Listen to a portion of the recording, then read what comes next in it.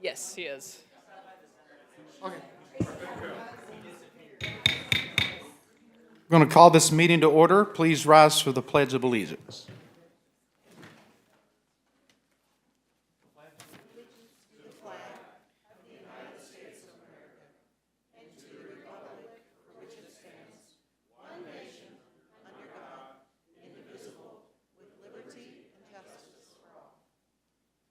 I'm going to ask Charlie to come down and lead us in prayer. Let's pray.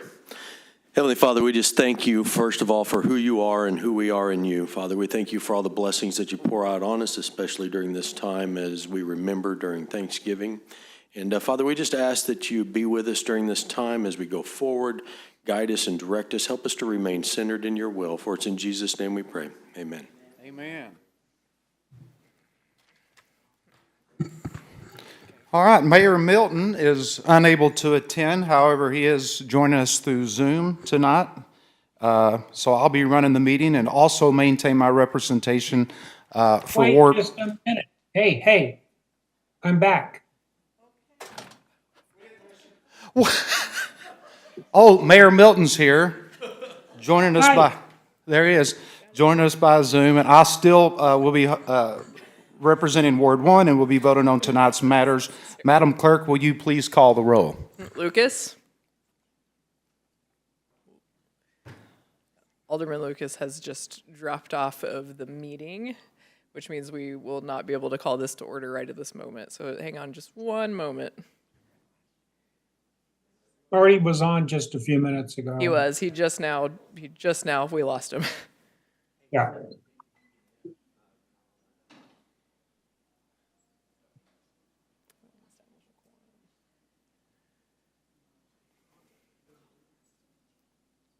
So a cop and a fireman walks into a bar. No, never mind. Maybe Senator Hudson like to get up and talk about gluten. You want to kill 5 minutes? I know you love. I know. I'm just saying, it'd be a good way to kill some time. There you go.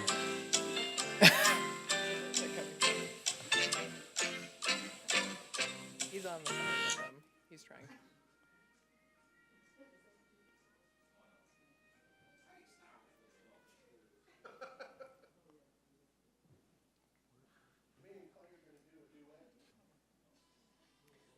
Would it be possible, since we got him? Lucas, are you here? Alderman Lucas?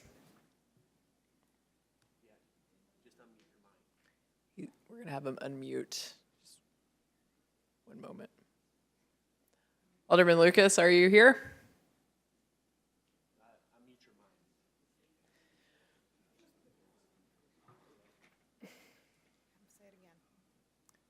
Alderman Lucas.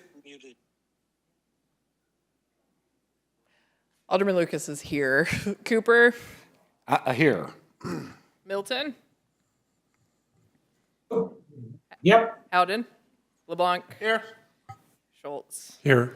Let the record reflect that Alderman Lucas and Mayor Milton are attending the meeting virtually. Your Honor, you have a quorum. Well, that was a smooth intro. This is the public comment section of the Board of Aldermen meeting. At this time, the board will hear the citizens who have signed up in the order they are listed. Please note the clerk will let speakers know when they have 30 seconds left, and notification will sound when their time is up. We ask that speakers wrap up their comments upon hearing the 30-second warning. If a speaker would like a board member to bring an item from the consent agenda down for additional discussion, please note the request during comments. Please come to the freestanding microphone directly in front of us to address the board. Madam Clerk, do we have any speakers? We do. We have two speakers. Our first speaker is Richie Zate speaking on the topic of life. Here comes Richie. Yes, Mayor. Clay? Yes, sir, Mayor. Thanksgiving to everybody. Hang on, Richie, the mayor has something. Richie, can you hear me? Yes, sir. Richie, I know the board has heard, we know what your opinions have been over the last several meetings. If it's going to be on the same topic, then would you please begin with what your request is for this board on your topic? Okay. And if you're on a different topic, then disregard. Okay. Well, I'd like to, first of all, go back in time a little bit for all the members. This one's a little too short for me. Okay. The members that are here, we were all in the trenches together years ago on an issue that was pertaining to our own lives and the future.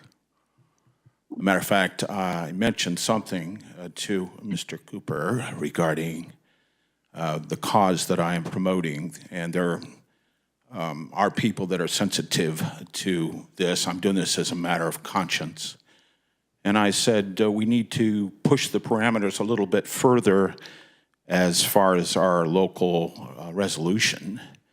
And my mission only is for public safety. And we have much evidence that there is extreme danger to pregnant women and children, and we have the facts, and we'd love to present, I would love, and there are others, will present the data to you so you can see it and review it yourself. So if it is a public health issue, that it should be attended to. I know we do a lot of things on other issues here. So considering that I have the ear of someone that's listening to this as a matter of conscience again, we should establish a parameter that would protect children and pregnant women from the vaccine that is still being generated that we all were opposed to when we got together and protested in this very room against the previous two-term back mayor. And I appreciate that fact that you did great work here in establishing a resolution. But we'd like to go a little further beyond where we are with that right now and establish a protection. I'm not addressing any particular facility, but I am saying that if we protect the children, that is our job here in the city. Yes, sir. Richie, yeah, and many of us agree with what you just said. You know that we did pass an ordinance claiming Branson as a, what was it? Mandate free? Mandate free, yes. Mask free, It lockdown was, free. it was all mandates. So we've already done that, and we were very proud, and we'll stand behind that. But the last several meetings that you've addressed the board, yeah, it's just like tonight. There is no legal way, now I'm speaking for Holly, there is no way that we can tell Cox Hospital or any hospital that they cannot give out vaccines, whether it's to a man, a woman, a pregnant woman. We just do not have any authority to do that. And so I respect your conscience, but when you come to the meetings, that's why I'm asking. I only have 2 minutes, so if I could address that, exactly what you're saying. Okay. In essence, when we established a resolution here, we were telling Cox and we were telling the system that we didn't want them to force something on us.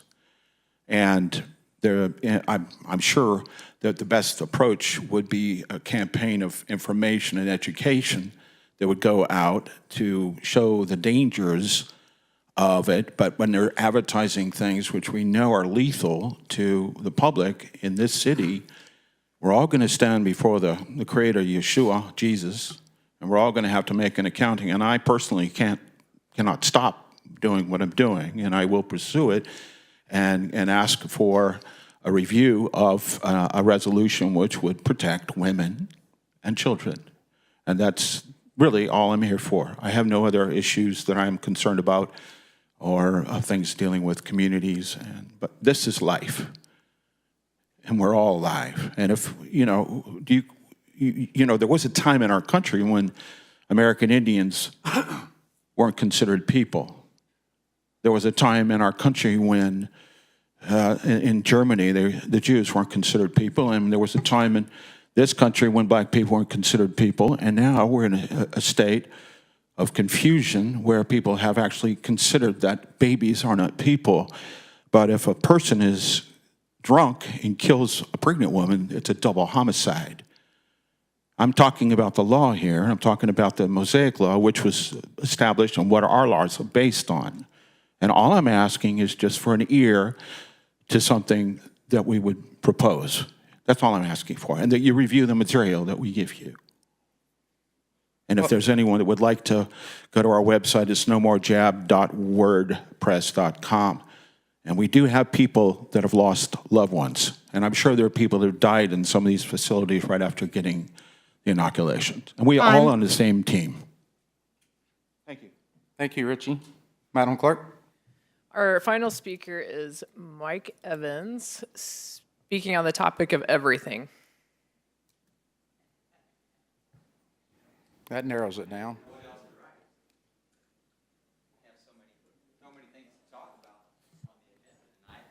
Hey, Mike. Hello, my name's Mike Evans. Can- I'm sorry. Yeah, pull that down He's if you much don't. taller than me. You can probably just grab the mic. The mic. There we go. How's that? Like that?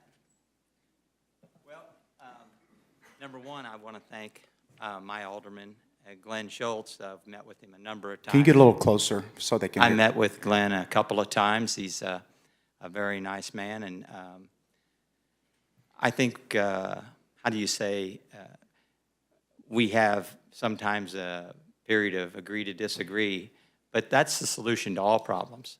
We'll find solutions to everything, and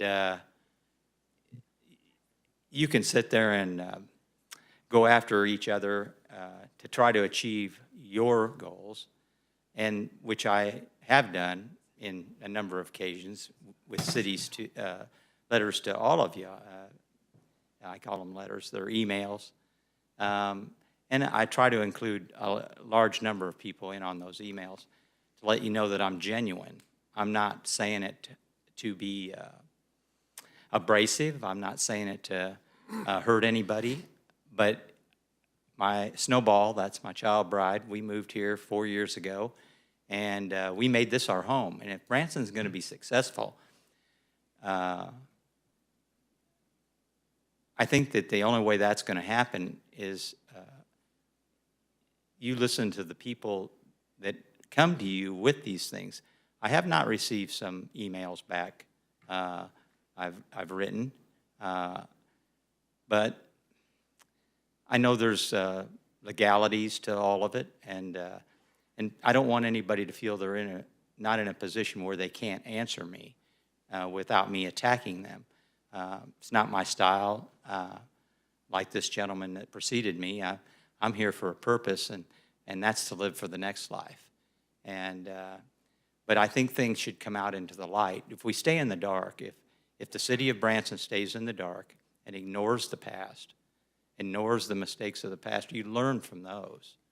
And what you're trying to do tonight is make some amendments to some things that I've been addressing. And I would like to be able to come back up and speak on one that you're getting ready to vote on tonight, and a couple of next week's that you're going to get to vote, or not next week, but whenever you're voting on 6508, 7 and 8, I think. I'd like to speak on both of those too, because in my efforts to work with the city over the last 4 years, I haven't found any resolve, and that's the key, is finding solutions to these problems. The Lord's will be done, but I figure I'm just his agent today. And I'd like to thank all of you for your service to the city of Branson. I know it's a delicate job, and you have to listen to a lot of people that, want their way. But I think the things I want are for the future of Branson. And I think the reason that some of the things that are on the agenda tonight are for the future. And I'd like to think that some of them are there because of me. But I want to personally thank my alderman for one of the things that he addressed recently was the SID, the Branson Hills SID. And I want to thank him for that publicly because that's something I've been asking for a long time to be addressed. There's no oversight at all. And I heard him speak that at the meeting, and I want to thank you for that, Glenn. I appreciate you. And so that's all I really had. Let's find solutions. Let's find resolve to our issues and work it out. That's all I got right now. Thank you, Mike. And you'll certainly have an opportunity to speak on any agenda item tonight, so. All right. Really quick, I'm sorry. So Alderman Lucas has bad reception, but Alderman Howden has joined us virtually. I just wanted that for the record. He was kind enough to Nice. jump on really quick, so we do still have a quorum. Thank you, Marshall. Is that all the speakers? Yes. Okay. Next is the consent agenda. Are there any items that any member of the board would like to have moved down from the consent agenda to ask additional questions or comments? Hearing none, Madam Clerk, would you please read the items on the consent agenda as amended? Your Honor, the items on the consent agenda are as follows. Approval of the Board of Aldermen minutes for the November 12, 2024 study session and November 12, 2024 regular meeting. Acknowledge receipt of Human Resources Committee minutes for the June 18, 2024 meeting.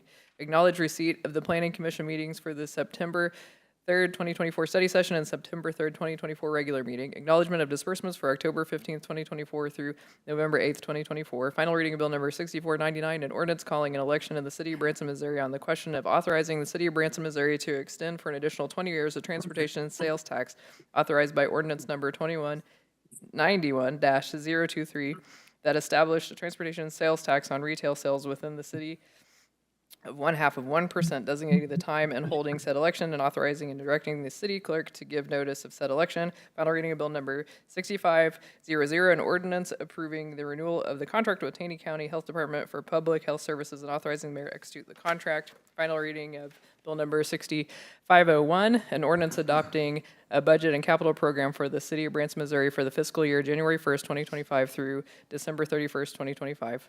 Final reading of Bill Number 6502, an ordinance amending Chapter 90 of the Branson Municipal Code pertaining to water and sewer services connection. Final reading of Bill Number 6503, an ordinance approving the contract with Southwest Missouri Council of Governments, SIMCOG, for comprehensive planning services and authorizing the mayor to execute the contract. Final reading of Bill Number 6504, an ordinance amending Chapter 18, Building and Building Regulations, Article 7, International Property Maintenance Code regarding Section 154 of the Branson Municipal Code to create a boarding standard requirement. And final reading of Bill Number 6505, an ordinance amending Section 2-362 of the Branson Municipal Code pertaining to the sale of surplus property. Your Honor, that concludes the reading of the consent agenda.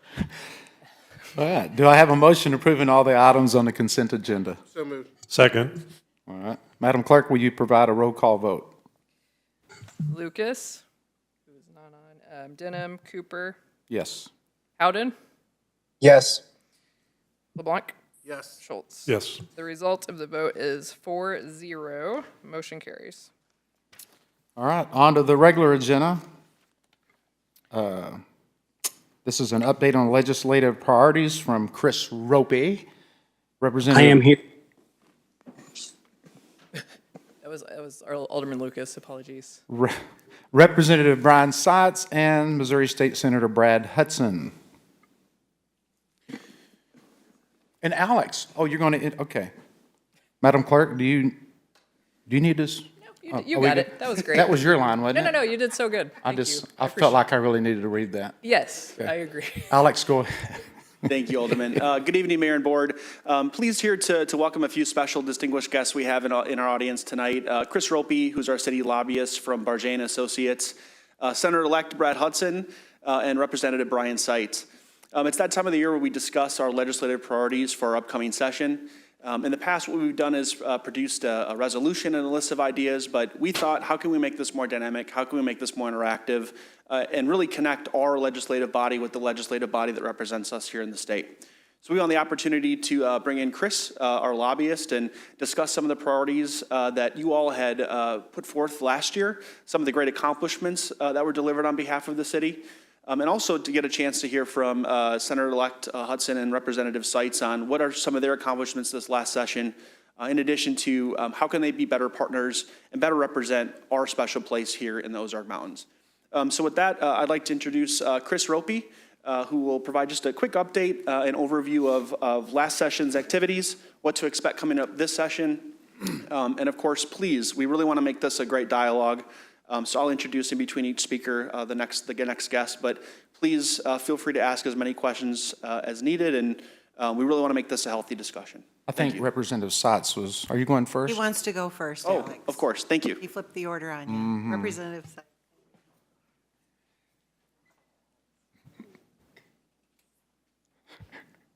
Oldest first.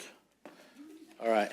For the record, I am State Representative Brian Seitz. Appreciate this opportunity to talk to the board and to the public that are watching, and those that were above just a few seconds ago, like a 1980s music video.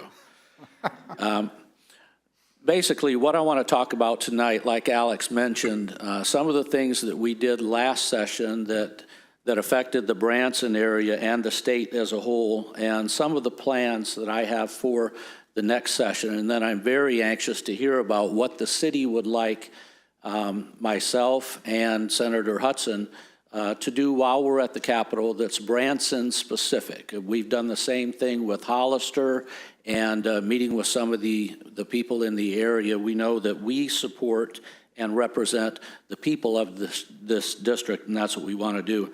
Some of the accomplishments last year that I had a hand in personally, besides voting on probably 1,000 different pieces of legislation, I passed the Missouri Small Business Protection Act, and the governor signed that in August. And I was thinking about Branson as we did that. This is a bill that might be considered COVID specific without mentioning the COVID and the pandemic and so forth, but take St. Louis, for example. They were shut down, small businesses were shut down for up to 14 months in that area. People lost businesses, people lost their livelihood. Some individuals got used to the government supporting them, and they're still on the government dole today, and we may even see that in this area. So what I've done with the Missouri Small Business Protection Act is allow for cities to have skin in the game. If they did shut down a business or so up to, say they did that for past 14 days, then anything in the future they would not have to pay or not allowed to collect tax. Being business license, business taxes, and so forth, the government, if they shut something down in the future, hopefully it never happens. This was a 100-year event, from what I've heard. But if it does, government will have skin in the game, and they would not be allowed to collect property tax. They would not be allowed to collect business license funding and so forth. That could add up to a place like St. Louis to multi-millions of dollars. Therefore, government would be hesitant to infringe upon the rights of its citizens and area businesses, and the governor was in agreement with that legislation, and it passed overwhelmingly in the Senate before the governor signed that. Also, one of the things that we worked on that was area specific, and Senator Hudson will speak on that more in depth, was receiving $6.2 million for Branson infrastructure, in particular the 76 CID. We kind of did a team approach on this. We met with folks in the area that dealt with the project, and we saw the need for infrastructure in Branson. Since Clay's up there acting as mayor today, basically, besides the floating head, I watched as I sat at the stoplight on 76 in Gretna near the Titanic. I watched a family try to cross that intersection, basically dodging cars. The mother was holding a dog as well. They had small children. We need some improvements in that section of town. God forbid that anyone would get hurt. And I think some of the $6.2 million is going to go for more lighting, more street crossings, safe street crossings, and so forth. And so I think it was wholly appropriate that we used the team approach. I contacted the governor, I contacted the budget chair, and then I turned it over to Senator Hudson, and he worked with Cody Smith, who's been the budget chair, and they worked together over the years. Brad was on the budget committee at one point in time, and with this team approach, we got it through the Senate, and the governor signed it, and that money should be coming in any day now. Some of the other bills that I had ran and passed that went to the Senate was the Foreign Adversary Divestment Act. I work with Treasurer Malick on that bill.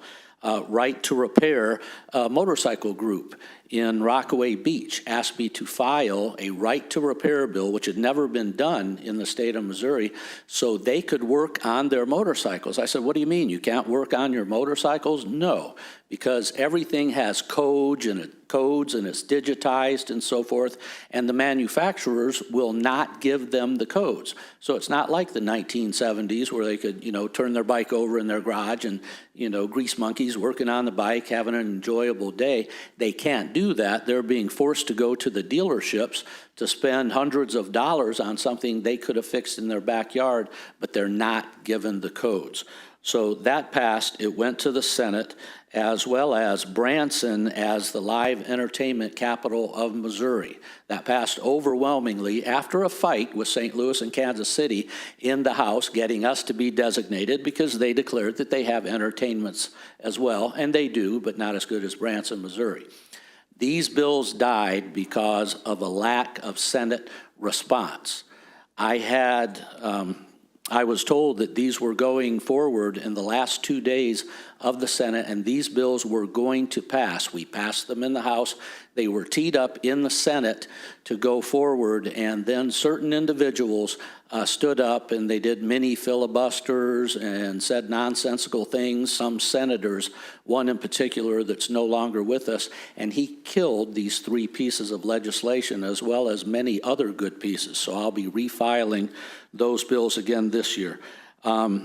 Teed up to file this session is a bill that would allow for citizens to vote on any statewide tax increase.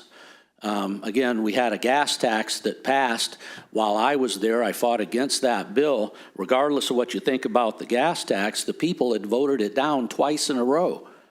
And then the legislature did an end around and went to and passed that tax. So I'm going to file a bill that would call for any statewide ballot tax initiative to be voted on by the people before it's passed, because they're the ones that are being taxed and would have to pay for it. I'm refiling the personhood bill, dealing with Amendment 3, declaring that life begins at conception and should be protected. Those infants in the womb should be guaranteed the same rights, liberties, and protections of any other Missouri citizen. I'll be meeting with the Speaker of the House Saturday morning at the farmhouse to discuss some of these issues. I'm going to be the tip of the spear as far as chipping away at Amendment 3. There are certain aspects of that bill that are detrimental to women. One, if an abortion is botched, the woman has no ability to sue the doctor. So they may have done something wrong, as abortion proliferates across the state, and there's no recourse for the woman. In Amendment 3, she's actually told that she cannot sue. She cannot go after someone who's done harm to her. We're going to chip away at Amendment 3 in the ways that we can. We can't repeal it at this time. It's going to be another 2 years, but we can chip away at the edges, and that's what I intend to do. I'm filing a Born Alive Survivors Protection Act. If through, again, a botched attempt at abortion, the baby is born alive, the doctor would have to give all due diligence and care to keep that infant alive and to protect that infant. There are numerous states, I think 18 or so, that have born alive protections built into their legislative billing and constitutions and so forth, and that's exactly what I want to see happen here in Missouri. Other bills that made it to the Senate that I championed last year, a hard vote was taken on Senate Bill 727. That was our omnibus education bill. The way I looked at it is it provided protections for homeschoolers, which I am an advocate for, homeschools, charter schools, private schools, wherever the parent wants to send their kid to educate them the best, it's the parent's right. So there were protections for homeschoolers in the bills, but it also gave a pay raise to teachers. If you can make more at McDonald's working 40 hours a week than you can being a teacher, something is wrong. So I voted for the pay raises for public school teachers, as well as fully funding the transportation formula, which had not been done in about a decade. So our kids, if they ride the bus, they can get to school, and that's government's responsibility. If the kids go to a public/government school, then the government has to be helping those children get to school. So I voted on that last session. I ran through the Tourism Committee the amateur sports tax credit. Branson was involved with the big archery tournament that we had here, thousands. It was the Hunger Games times 100 over there, and I supported that bill. I asked the Speaker of the House to give the Tourism Committee bigger bills than just naming a street or a road or something like that. So we passed that. Again, it passed in the House. It died in the Senate. The same filibustering towards the end and foolish behavior by senators. That will be corrected once we have our new senator in here. Will be a little bit more focused and congenial. I'm refiling the civil actions involving the statute of limitations for childhood sexual abuse survivors. That gives them 10 more years if this horrific act happened to a child. They're now adults. This gives them 10 more years, according to the statute of limitation, to come against those who did this, this horrid behavior. That bill passed 2 years ago, 152 votes to 0. In the House, bipartisan. Every Republican, every Democrat, everyone voted for that bill. It died in the Senate. Why? Very powerful lobby groups in Jefferson City thought they might have to pay out to some of these survivors. We're going to run that again this year. It's only fair that if something happened, they would be able to come against those who did that. I'm stepping outside on the next bill that I'm filing. I'm stepping outside of my conservative zone, which is where I usually stay. I would like to provide free breakfast and lunch to all public school students. That's not a conservative line of thought, but here's the way I see it. We just passed a sports gambling amendment. Money's going to be coming in. The TV commercials were very disingenuous in that they said it was going to, the monies were going to public schools. The monies are not going to public schools. The money is being collected and going into the general fund. It'll get mixed with all the other monies, and then out of the general fund, we pay for the public schools and money goes to DESE and so forth. But that money is not earmarked. There are places in Missouri, most cities in Missouri are already at 70 to 100% free and reduced lunches.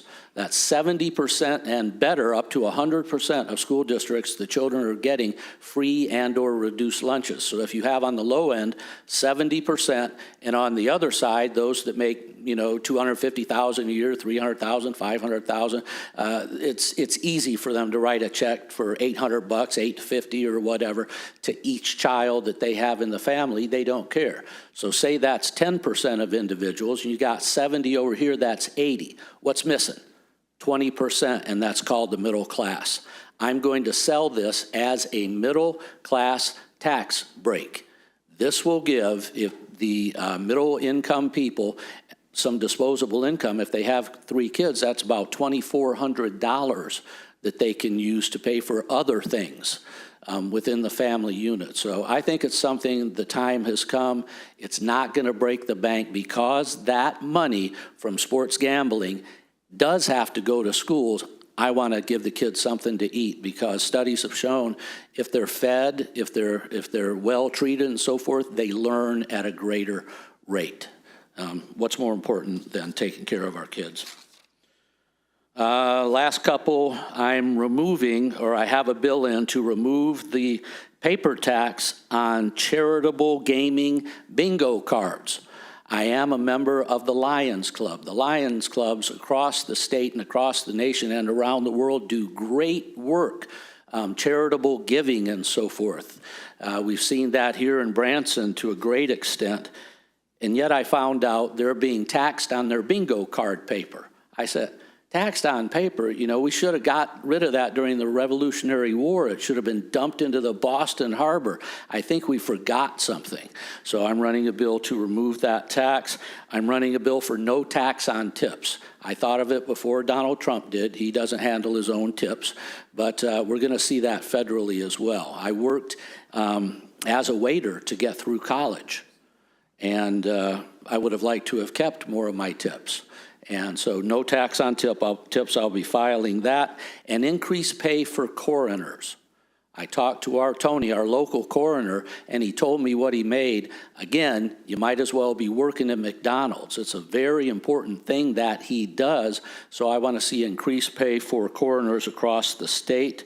I'm going to continue to fight for infrastructure dollars. Currently, I'm still the chairman of the Tourism Committee. I've asked to retain that chairmanship because that's what Branson and this area expects of me.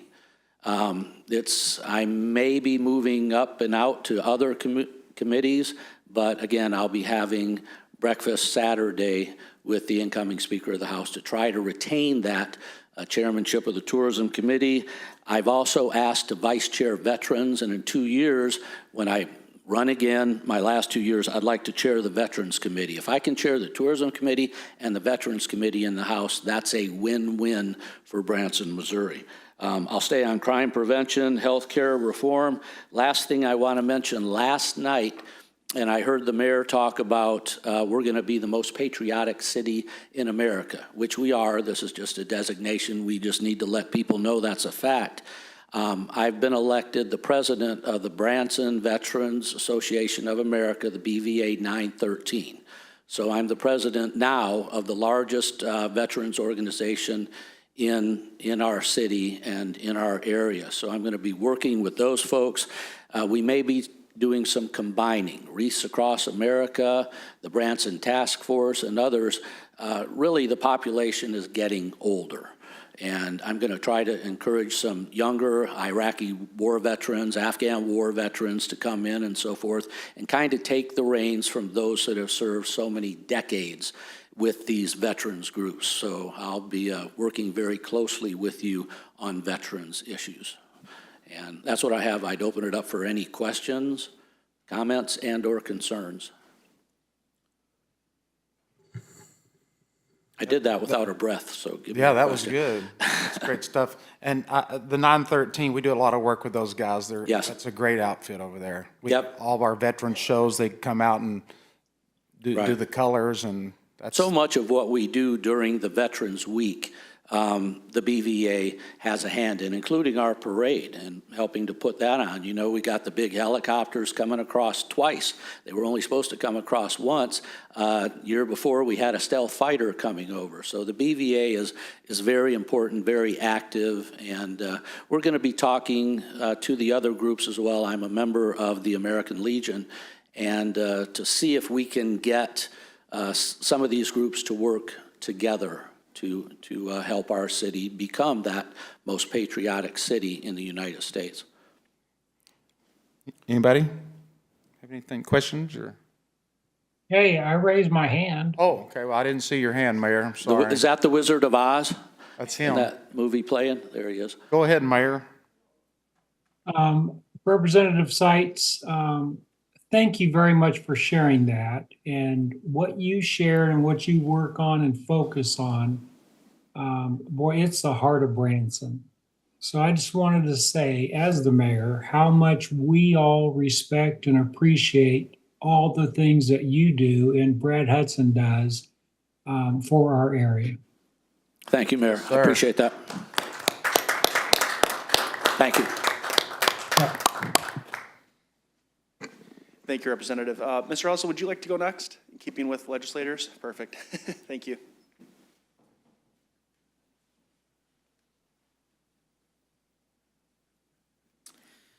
All right. For the record, Brad Hudson, State Representative, District 138, for about 6 more weeks. And then, thanks to the good folks of 7 counties in southern Missouri, I will have the opportunity to serve as state senator for District 33, and I'm really looking forward to that. I want to thank each and every one of you, both those of you that are here in person and those of you that are have joined online, for what you do.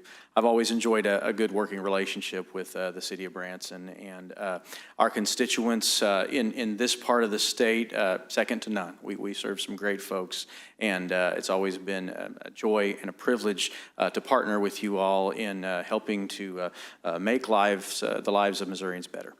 So as we look toward this next legislative session, and as also I kind of look back on my time in the House of Representatives, I like to reflect on some of the things that we have accomplished and some of the areas where, quite frankly, and I'm saying this as a legislature, but some of the areas where your Missouri legislature could have done better over the years. We've got a number of issues that we've been able to work on, the things that are priorities to not only this area, but also the state.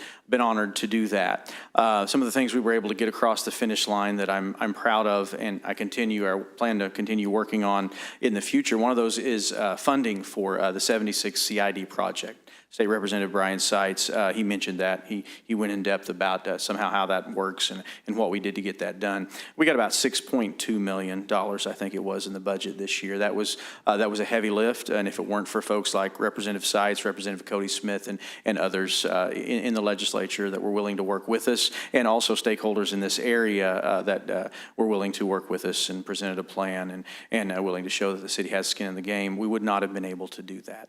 Now that's not the end. We want to continue to work on that, and that's something that we plan to continue to prioritize. I'm trying to position myself already, even before I'm on the other side of the building. I want to put myself in a position where I can be an effective senator for this area. We got a great opportunity here, and we want to make sure that we take advantage of that. And I've been having conversations about that to that end. One thing that I will mention that I was proud we were able to get across the finish line during my time in the legislature, because it's come back in the news recently, and that is something called the SAFE Act. That is the bill that is the law of the land of Missouri now that has protected kids under the age of 18 from transgender drugs and surgeries. I helped write that bill. I handled that bill in the House. When we were crafting that legislation, we knew that we were going to be challenged in court. Anytime you do anything big like this, you should expect a legal challenge. I can remember sitting down with Senator Mike Moon, who was a Senate sponsor, and some others around a table, going line by line, knowing that we were going to be challenged and trying to make sure that this piece of legislation would withstand a challenge. Well, we got word that the recent ruling has been handed down, and the judge has upheld the SAFE Act. The SAFE Act is still law in Missouri. Now, that will be appealed, I expect. As a matter of fact, I think the ACLU has already said they're going to appeal it, or some maybe similar group. But so the battle continues to protect kids, but this is something that I'm committed to and will be committed to as your state senator. One of the things that was placed in that piece of legislation that, in my opinion, should have never been there was a 4-year sunset on the drugs portion. That is something that I plan to try and get rid of as a state senator. I'm going to pre-file legislation to do just that. That sunset should have never been on there. It was a product, I think, of a compromise that had taken place in the Senate. We got down to, it may have been about the last week of session, and it was either take the sunset or get nothing at all. So I made the motion to send that legislation to the governor's desk, knowing that that was our only chance to get something done to protect kids and that we could revisit it. And we intend to do that. I intend to do that, and I expect I'll have a lot of support not only in the Senate but also in the House when we deal with that issue. During my time in the House, I've been able to chair the House Special Committee on Tourism. I did that for 2 years before handing the gavel over to Representative Seitz. And I want to say he's done an excellent job of taking that committee and continuing to just champion the values of not only his district, but the tourism industry in this state. I know when I took over that committee, one of the things that I wanted us to focus on was legislation that had more teeth.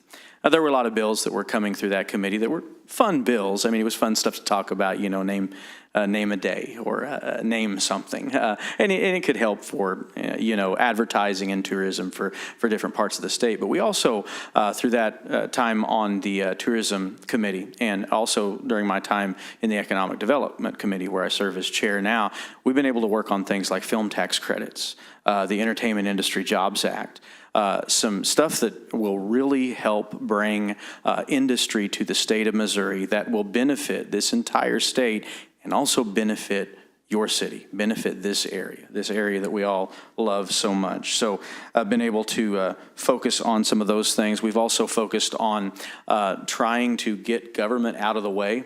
As I mentioned, I chair the House Committee on Economic Development currently, and I think one of the best things that government can do to develop the economy is stay out of the way of business owners and entrepreneurs. Let them do their thing. Let the free market do its thing.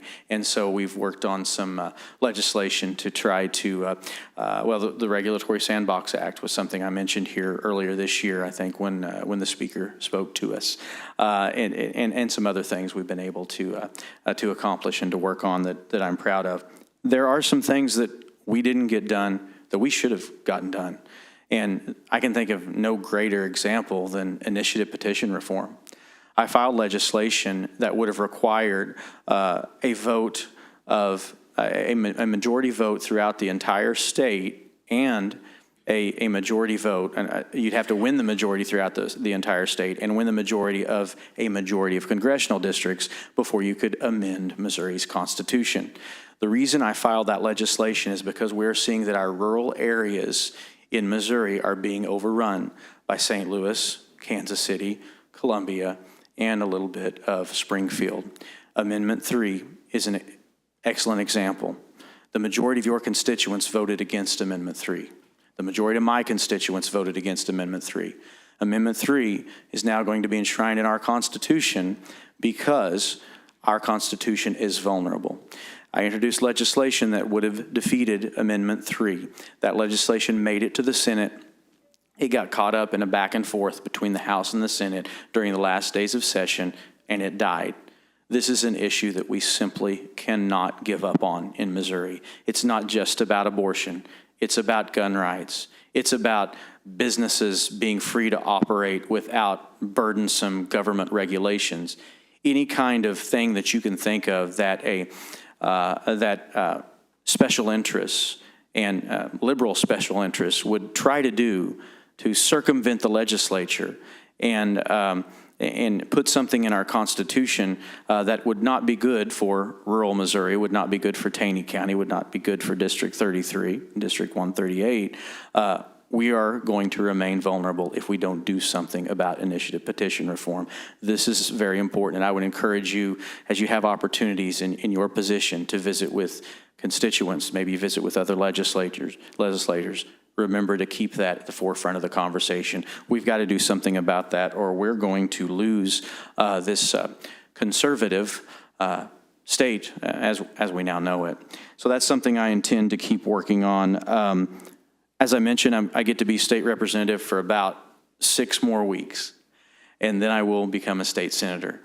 That happens at noon on January 8th in the Senate chamber in the Missouri State Capitol, and you're all welcome to be there for that. I would love to see you all. There'll be a ceremony in the Senate chamber. Now, Representative Seitz will have his own thing going on as well, so I'm not trying to pull anybody away from that. So there'll be ceremonies in both houses of the legislature. After the noon ceremony in the Senate chamber, there will be a reception in my office. That's going to be room 426. Be glad to see every one of you. Would love to see you up there. And if there's ever anything that I can do for you, don't hesitate to reach out to me or to reach out to my staff. I've already got staff ready to hit the ground running in January.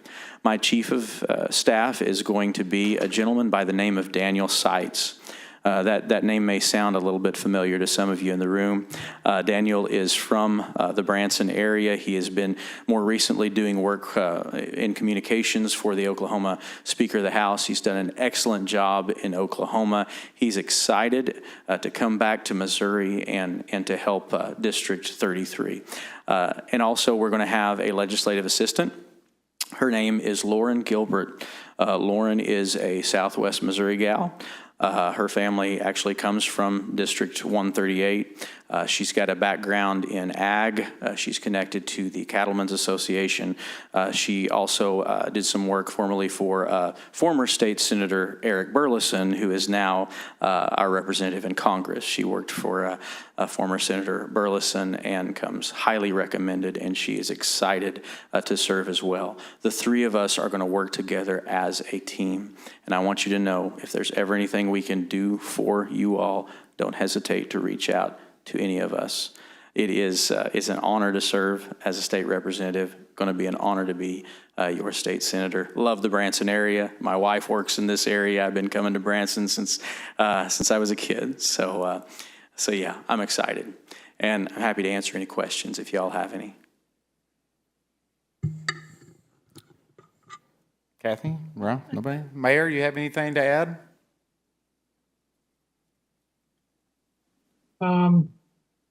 Brad, I'll tell you, and I'll speak for the city of Branson and our community, what you do for us, similar feelings that we have with Representative Seitz. We know where your heart is. We're in alignment with our mindsets. I know you've offered if there's anything we can do to reach out. I want to make the same offer to you. Anything we can do for you, do not hesitate to reach out because you have a lot of cheerleaders in Taney County. Thank you, Mayor. Appreciate that. Appreciate you and all you do. I ditto that, Mayor. It feels good to know that these two guys are up there representing our town and our citizens with the same type of values that we hold dearly. So, thank you.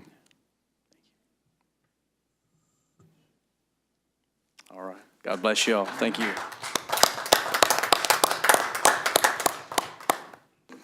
Thank you. Next, I'd like to introduce Chris Ropey from Barjay and Associates. Thank you, Alex, and good evening, Mr. Mayor, members of the Board of Aldermen. I think it was refreshing that you opened up your meeting with a prayer. You don't see that everywhere, so that kudos to you all for doing that. That struck me. I just wanted to mention that. I'm with Barjay and Associates. Our firm has been around for about 45 years. I personally have been involved in lobbying up at the Capitol and in political work for over 2 decades. There are 4 lobbyists in our firm that represent your interests every day. We live in that building when they're in session from January through the middle of May, and take on your behalf, take our marching orders from Alex and Kathy. We have great communication with them where we send them bills that we think might be ones you like, ones you don't like, ones that would be bad for your ability to provide the services and do what you need to do as a city government. And we work off of that communication to be able to represent what you all need for your city. We had a great day up at the Capitol with Alex and Kathy last year.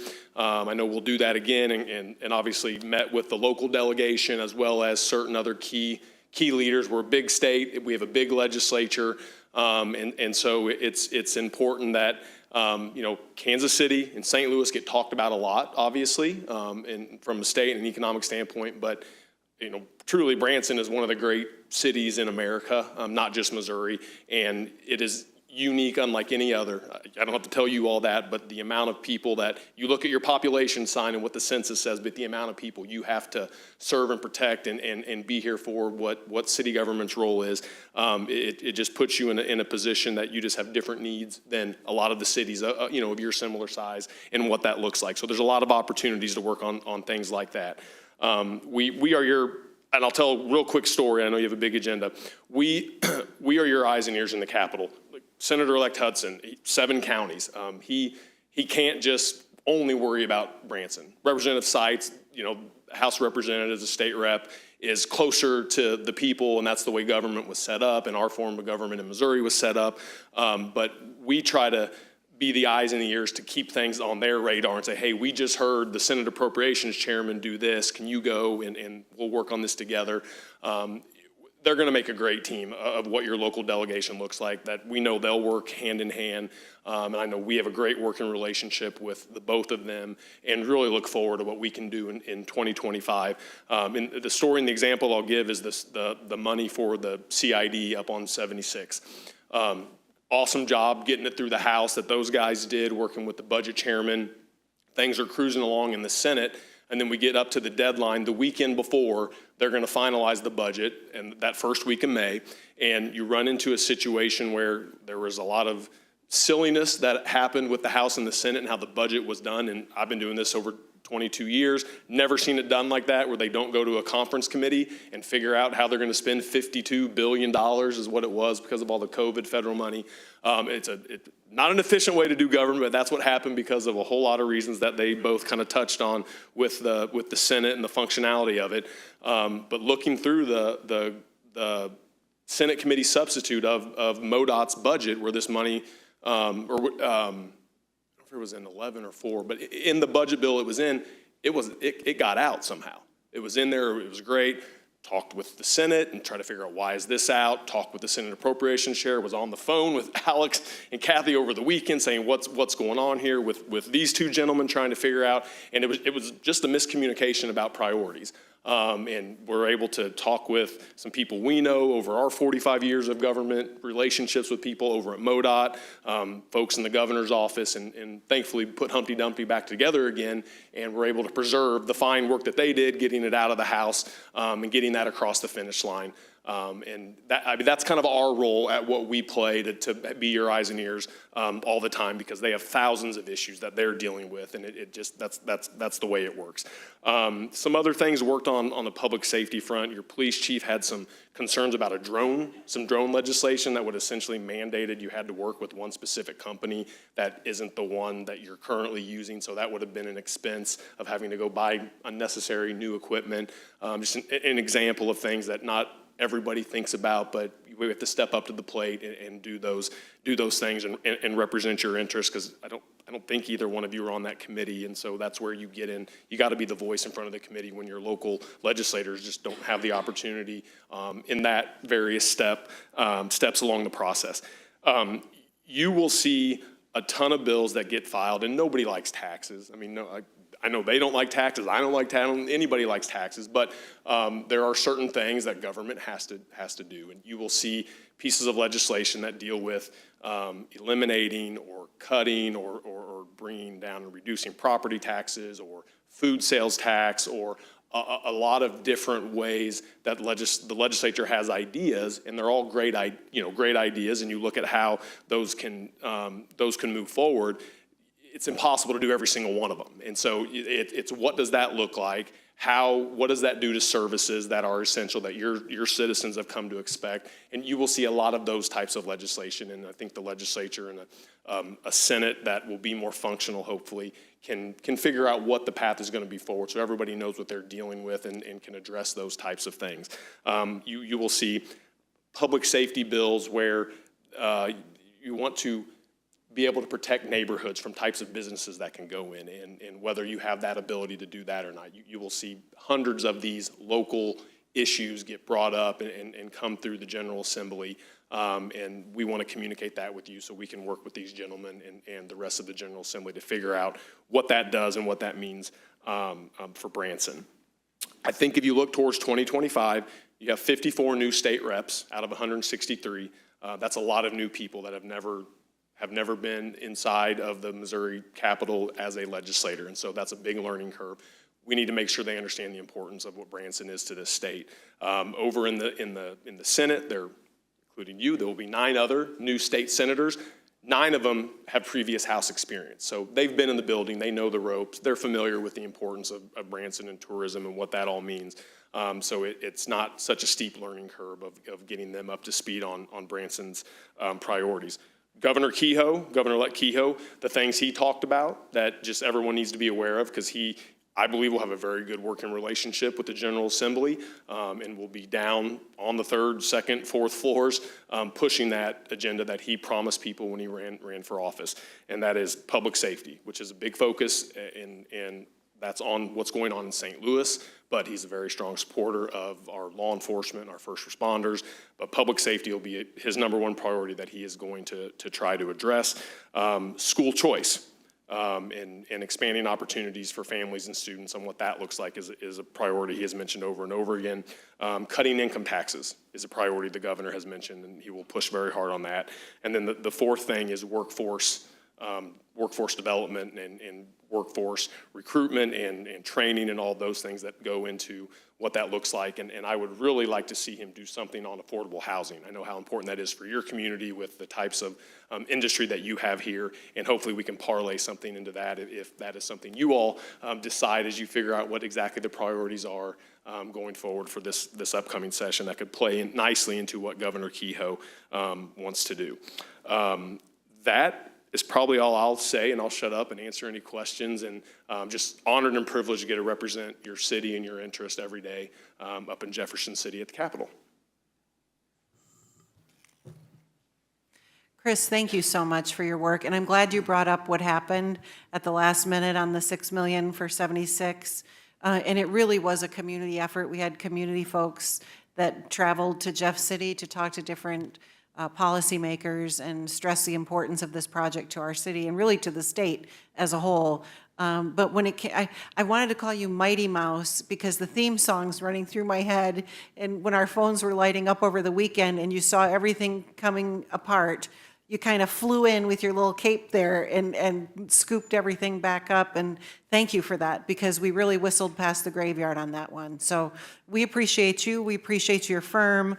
And not only are you our eyes and ears on the ground in addition to our team that represents us, but you're actually a lot of fun to work with. And our trip to Jeff City that day with Alex and I was just such a great experience. This guy knows literally everyone in the building. I couldn't believe it. Like, everyone, Ropey, nobody calls him Chris, by the way. And so it's just, you hear people yelling Ropey down the hallway. So you're likable, affable, people trust you, we trust you, and we thank you for your services to our city. I just want to be as famous as Superman someday. So that's what I'm not there yet. Yeah. She's stepping on your cape. Yeah. Never. Any other aldermen? Mayor, you have anything to say? I just wanted Chris to know that what he does for Branson, we're not used to that kind of representation and accountability with our previous lobbyists that we've had up in Jeff City. I've heard, Chris, I haven't spent any time with you. I've heard a lot of great things about you, and based on results, keep doing what you're doing. Thank you. Thank you, Mr. Mayor. Yeah, go ahead, Mayor. So, yeah, Mr. Mayor, I want to echo that. It's kind of interesting. Today's the first day I meet Ropey. Can I say? Yeah, okay. Ropey. My wife calls me that too, so it's okay. You're fine. And without even ever meeting him, like, there was already a sense of accomplishment just when our city staff secured you as our representative, and it was very palpable to feel, even though we had never met you. So thank you so much for showing up, and thank you for doing that. I mean, obviously, Branson is important to everyone on this dais, and, to the representatives also and this community. And, we always tout the faith family flag, and I'd like to add something to that, is the level of hospitality that we bring to those concepts. And I think that's often missed. And so if we do have that Branson Day, I think hospitality is the highlight and the feature, because that's really our product. It really is. The experience people are having when they come to our community is what they're paying for. It's that experience.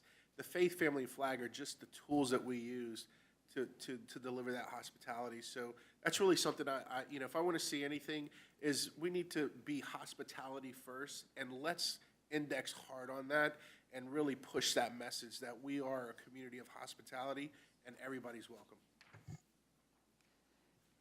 That was good. I like that. Well, thank you, gentlemen. Representative Sotz, Senator Hudson, Ropey, for all that you do.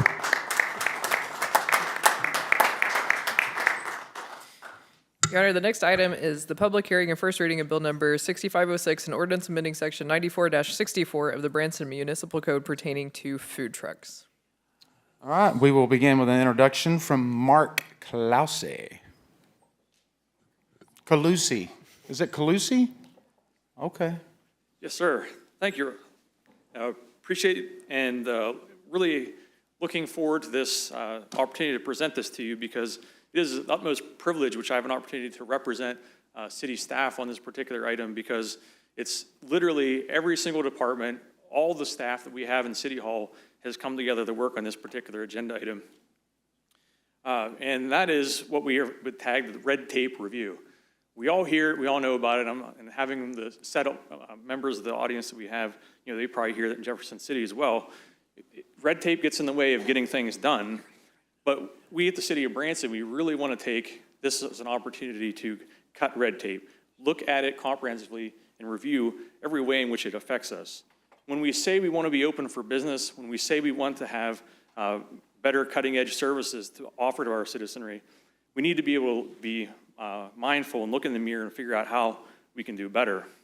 So starting on March the 28th of last year, Resolution 2023-R007 was passed, which was establishing the red tape review, which authorized city administration to start this project, and city staff has been hard at work ever since.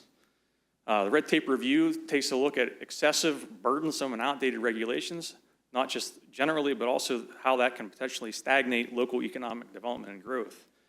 We take a look at all of our different internal procedures and processes to make sure we can deliver the most efficient and effective processes and services within city government.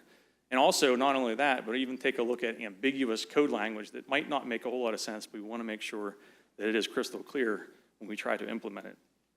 So with that said, we had to take a look at that, had all city departments take a hard look at that, looking at codes, looking at processes and procedures, and other items that affect red tape and regulations in the way of getting things done. So how we did that, city administration gave the edict and the ground rules in order to make this happen by taking a look at all the items that could potentially be viewed as red tape, by identifying all those items and what effect it has on all the processes the city offers, to identify a scope in which we can identify what action is needed to improve that and cut red tape, so that we have an outcome that really is process and outcome driven, so that it has an impact that's really meaningful, an impact that allows red tape to be cut so we can deliver those processes as efficiently as possible. And as an example to that, and the reason I'm here for you tonight is because we have a perfect example of how red tape was cut in the city of Branson.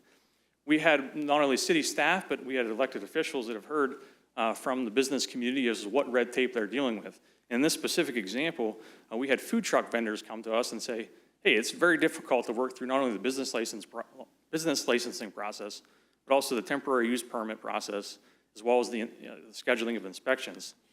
So what do we do about that? We had a really good opportunity. We had Alderman LeBlanc host a roundtable on September the 30th to bring in all the food trucks that had a business license within the city of Branson, bring them in and have an opportunity to hear what they had to say, what really was affecting them to make their business less efficient. And we heard everything they had to say, either before or during that particular roundtable, and really took it to heart. What can we do better? So that is why we're here. As I mentioned, we had to take a look at our temporary use permitting processes, as well as our inspection process. We had everybody at the table. We had utilities, we had administration, we had finance, we had fire, we had planning and development, all at the table to hear what these food truck vendors had to say, because we really want those businesses to be successful. Because really, if these regulations are too burdensome, what do we get? Less food trucks, less business, and that's not what we want. We want to have more. So I'm here to tell you tonight, this is just an example of how we want to do better across the board. So how we're going to do that is we're going to look at cutting red tape. So we set up a web page. If you go right now and go to bransonmo.gov/red tape, there's an opportunity to express what we're doing with the red tape initiative. But most importantly, it has a submit an inquiry page in which you can go right now, identify what is really causing problems for you, so that it can be directed to the appropriate city staff to improve and cut red tape going forward. And then we're going to explain that process in more detail on December the 12th at 5:30 right here in council chambers so that we can explain how this is an example of how we can continue to do this further and further.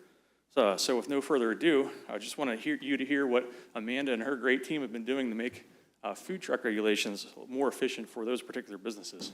So thank you for allowing me the opportunity for this introduction. Thank you, Mark. We will now open this public hearing and begin with a staff report from Amanda Ross. Thank you. Mayor, Board, City Administrator Stepp, thank you for your time tonight.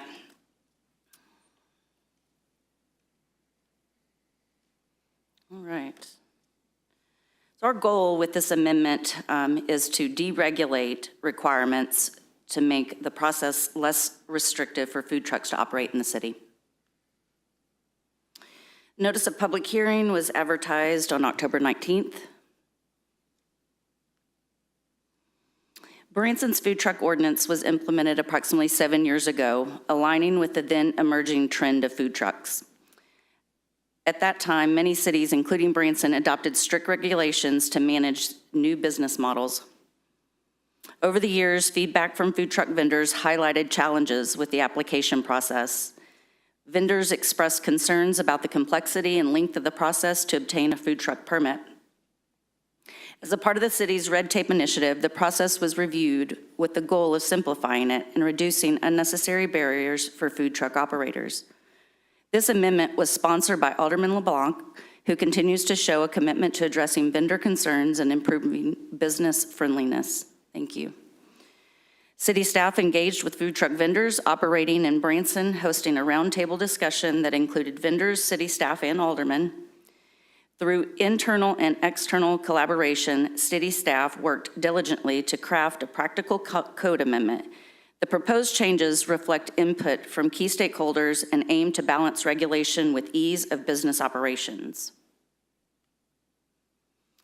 So the key updates for food trucks, this will just kind of go through our current regulations and the proposed improvements. A site plan requirement currently with our code is required for each operating location. Our proposed improvement would be no site plan required. An on-site inspection would confirm proper placement of the food truck in relation to the site, distance, and utilities. Our distancing requirements, 100 feet from restaurants and 500 feet from schools is our current regulation. We are removing the distancing requirements. Food truck inspection tag. We currently do not have a tagging mechanism in place, but we would like to create a yearly tag, sticker the food truck, get inspected once a year, streamline the uncertainty in the field, and food trucks with a tag can operate for 365 days a year. Clarified in the city's fats, oils, and grease management program, our current regulations are somewhat vague regarding requirements for food trucks. Our proposed improvement would be to clearly state the requirements for backflow devices and grease interceptors, only needed if connecting to public water supply, public sewer, and if utilizing a dump station which connects to a city sewer. Locating at multiple locations in the city. It requires updating the permit to indicate the new location and providing a new site plan.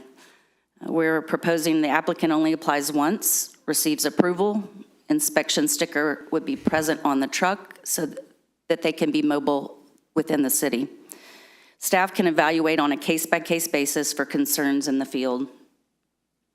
Food trucks operating with an approved special event, farmer's market, Plum Nelly Days would be an example. For each food truck is required to get a food truck permit, temporary business license, a fire inspection, and health department approval if operating in an event.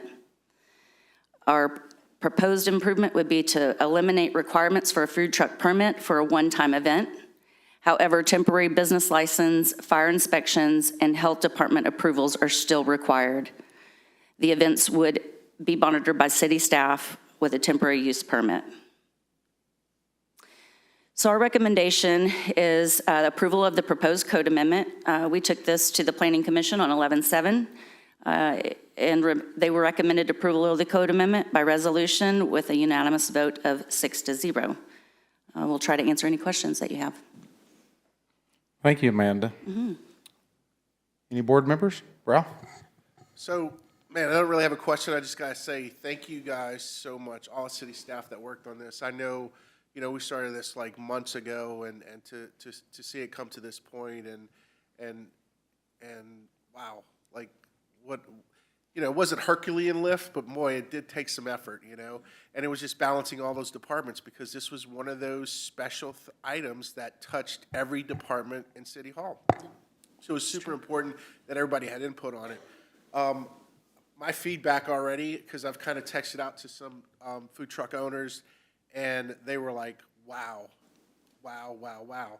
And then later on, I get, okay, now we need a food truck court. So it's incumbent on some entrepreneur out there to put a food truck court together, and I guarantee you're going to have food trucks on it, because these people are excited about what's to come, and I'm super excited about what city staff has put together, and I can't be happier with what the end result is. And I think it's gonna spark that entrepreneurial initiative for a lot of people that felt like they were boxed out because of the incumbency of the red tape, and just leaning it up and making it easier. And with doing that, we don't lose the number one priority, which is public safety. Like, we still have those safety measures in place that ensure that the public's going to be safe, that the vendors are going to be safe. This just makes it easy for them to do business in Branson. Oh my gosh, did I just say that it makes it easy to do business in Branson? Which again is just one of those mountains we've been trying to climb. So this is just another effort for city staff that, Branson's open for business. I think this kind of highlights that, and to, everyone else, like, we're working on it, and we're working through it, and it's happening, and this is just proof in the pudding right here. So thank you guys so much for what you all did, and I appreciate working with each of you, because it was definitely enlightening on some level, and a lot of fun, really it was, just to hear the feedback from all the vendors, and the level of responsibility that these vendors are taking. Like, these are not just people that have a trailer and they're pulling it up and they're serving food. Like, they are conscientious about what they're doing, when they're doing it, where they're doing it. And I think the level of integrity of our community stakeholders is going to show with this initiative. And I just think it just gets better and better. So thank you all so much. Thank you. Glenn, anybody else? You have something? I think the only question that kind of struck me weird, and I don't know if I'm opposed to it or not, is the 100 foot within a restaurant. What was the thought on that number? So that actually was part of the regulations that were originally put in place. And I think just historically asking questions, back when they first adopted this food truck code, I'm sorry, I've got it choked. I'm choked up. I apologize. I can help you with that. That was more of a protection within the industry. And really, in the deregulation initiative here, we decided to take that out. We would not add that as an extra mechanism. We don't have that for structures. And quite frankly, if you're going to get food from a food truck, it's a different experience than going to a restaurant or some other facility. So that is the regulation. Correct. We took it out. We took out, or we're proposing taking out. So somebody could literally pull it up 10 feet next to a restaurant, or? With consent from the owner of the restaurant. Whatever property to which you park on, you must have permission. Owner But acknowledgement. yes, if there are some places where a restaurant will add an additional food truck for other reasons and for festivals. Well, I mean, it don't affect me. I don't know the restaurant, but if I did, I might be like, Well, and that's the thing. Like, it couldn't be like they couldn't just pull up on your property and park and do it. Like, it has to be consent and all of those things. And I think that's part and parcel. If someone does a surprise inspection, they have to have that consent, so either in writing or verbal consent from the owner of the property. So, you can't just, I wouldn't go put, a barbecue place next to Famous Dave's or anything like that. You know what I'm Yeah, no, yeah. But let's say the property line butts up to Famous Dave's and they park their barbecue truck right there on that parking lot. I mean, Dave does really, Dave no, I know. Dave does I'm not really saying good there's, barbecue. I'm not saying there's anything illegal about it. I'm just, if I was at restaurant, might be a little ticked, but it is what it is, I'm not, again, I was just bringing up the question. And the reason for the removal for schools was because we want to give schools an opportunity to utilize these for events and fundraisers. Oh, We no, wanna, I think keep that's them out. great. Yeah, Absolutely. So. Okay. Mayor, you have anything you want to chime in on? I'll tell you, I'm really proud of Ralph and the committee and getting the businesses together. I'm with you. Ralph, have you had any input from any restaurants about this at all? I haven't really had any input. I've actually asked specific restaurant owners because, as I was partaking in this, I obviously, have connections with a lot of restaurant owners and just kind of quizzed them on what they thought. And I didn't get any pushback from them. And I would say at least a dozen different operators that I spoke to, and I really didn't get any pushback from any of them. I think that, the idea is that, again, going back to the hospitality thing, and I got to kind of just step back a little bit and say, like, how this whole thing came about is, the food court over on 248. I mean, that place, from the time it opens to the time it closes, just hopping. It is chock full of cars, and it's county. Yeah. Sorry. And it's county. And so I look at that, and I'm like, wow, what an amazing opportunity that someone took some initiative to do that. And then my heart goes to, why don't we have one of those in Branson? Right smack dab somewhere in the middle of the strip or downtown or just somewhere, or at least have an opportunity for some budding entrepreneur to do something like this. Well, when you looked at the code, it just completely killed the buzz about it, And so this makes it easier, and it gives people an opportunity to do that. And even for those that have current trucks that are within the city, man, I tell you, what really just torqued them was the special use permits. Every time they went from one location to another, and it was just for those operators, they're operating on small budgets or small margins anyway. And every time they have to do something, it's $7 here, $10 here, $20 here.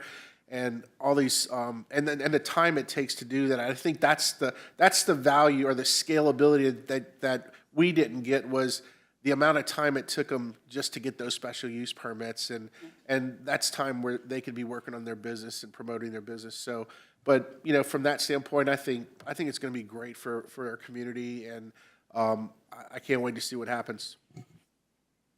Yeah. I admire Kathy so much for taking on this red tape review, and I think this is just one of many, many examples. So I know there's been some restrictions removed from that, which I just wholeheartedly support. Just making sure that we're not have any negative consequences with the restaurant businesses. And Mayor, we are seeing an influx of a lot of these brick and mortar restaurants obtaining food trucks themselves so that they can be more mobile. Yeah. Amanda, thank you so much for working on that. You're welcome. I also just want to identify another win that came from this. You talk about red tape, right? You look at not only code changes and ambiguous language and burdensome regulations, but how do you put yourself in the shoe of someone who owns a business, wants to come to City Hall and actually get a permit, and actually get an inspection, and then actually get lawfully licensed and then operate, right? That's like the initial step that I don't think anyone thinks about with a business. And so I give a lot of credit to Mark. He put himself in the shoes of, I'm coming out of the parking lot, I'm walking into City Hall, and how do I get a license for food trucks? And so he actually went to the window at finance and said, hey, I'd like to get a food truck license. How do I get one? And so through that process, we identified some gaps, right, which is a positive thing. And we actually ended up moving our business licensing department to our planning department, Because what we found is looking through all those different steps, when you go to finance, you're at the front, that's great, you can pay your bills there, you can do tourism tax, but ultimately, a lot of the determinations for permits and licensing actually comes out of planning department because of fire, code, health, and et cetera. So relocated staff down there, and now it's a one-stop shop. You can accept payment down there through credit cards. If you have a certain question or there's a response required, the people that administer that and those programs are sitting right there in that very suite. So it's just another example of putting ourselves in the shoes of those that we serve, and how can we make that process easier? So this red tape review is not just codes. It's not just the technical specifications. It's how do you put yourself in the shoes of someone actually wanting to put a shovel in the ground in this city, do something big, and how can we help get out of their way or make that process better? So I'm very proud of the effort that Mark and all of our team has put into this, and I'll tell you, we're just getting started. This is, I think, is a shining example of what can be done in our deregulatory agenda here, responsibly, of course. But we're just getting started. And you'll see this through other items, including our land disturbance ordinance coming up next on this very agenda. Thank you. Thank you, Alex. And I mean, by cutting the red tape and making it easier, I mean, in my mind is, not just in food trucks, but in any type of business, if you make it a little easier and not so hard to get, then you're going to get more people to, otherwise you're going to have those players out there that will skip around this and skip around that and do things that they're not supposed to do without permits. And if you make it easier and more affordable, then more people will comply and do it the right way. I mean, isn't that the goal? Right? Yeah. Okay, thanks. Oh, anybody from the audience want to speak on this? Okay. Hearing none. Public hearing is now closed. You've heard the first reading of bill number 6506. Do I have a motion approving the bill? So moved. Second. Any members of the board wish to speak regarding this matter? Mr. President. Yes. I've got some questions, and some of it, first I want to thank Ralph for sponsoring this. I think this is great. And also want to thank all the staff members that worked on it from a red tape perspective and the ordinance itself. A lot of great work. It's exactly what we need in the city, and I applaud that. So I asked some of these questions of the staff already, but particularly since we have a lot of sensitivity to parking downtown. I just kind of want to go through a couple of the language things first and make sure that we're on the same page the way this will be applied. And I don't know if it's helpful to put the ordinance up or on line 70, it says, may conduct business or operate on a public property with approval from the Parks or Planning Development. So downtown, we've got our Auberry parking lot, we've got Liberty Plaza parking lot. My understanding of the way this reads is they could not use those parking lots without permission from one of the two directors. Is that correct? That would be correct.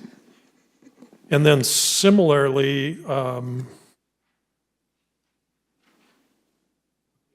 it says that you cannot use public property without permission. So without permits for festivals, those kinds of things, they could never park a food truck on the angled parking on Main Street or on Commercial Street. If it is part of an event, But outside of Okay, events, just normal correct. use, food truck on its own, just cruising for a place to land, Yeah. can't pull into the parking in front of Dick's 5 and 10. that's correct. Okay, good, thank you. Then on the operating standards, I'm trying to fit all of this into our use district code, right? So when I look at the city is going to give a tag issued by the city to food trucks that gives them a 1 year, is that really the temporary use permit? No, that wouldn't be the permit, that would be a part of the permit. To apply, and we would issue the sticker for the 365 days. So the they would sticker still would have to- signify that they have the temporary They've use. applied and they've went through the process and have been approved. But will they have a temporary use permit is my question. They would, no, that would be probably for an event. You would end up with a temporary use permit for That would be a some- special use. Yes. Or temporary. Well, the food truck, according to the zoning ordinance, though, needs a temporary use permit in order to operate. So unless we're going up to other sections of the code to alter that, somewhere we've got to give them a temporary use permit. It would be the temporary use permit. So we're utilizing a sticker as the mechanism of that temporary use because you can't have it 365 and it's Okay. not Okay, so you agree with attached. that? I agree with that. Sorry, I wasn't following you there. Okay, that's all right. Is there going to be an additional fee for this sticker? No, currently, no. There's a $50 fee for the permit application process. So the sticker doesn't create another new fee? We have not put that in the code. Okay. Then just following that, it says food trucks servicing a city-approved special event, so on and so forth. And it goes on to say, or a public event on private property shall not require a temporary use permit. So the temporary use permit says that they've got, or it says, I'm sorry, it's a separate temporary use permit.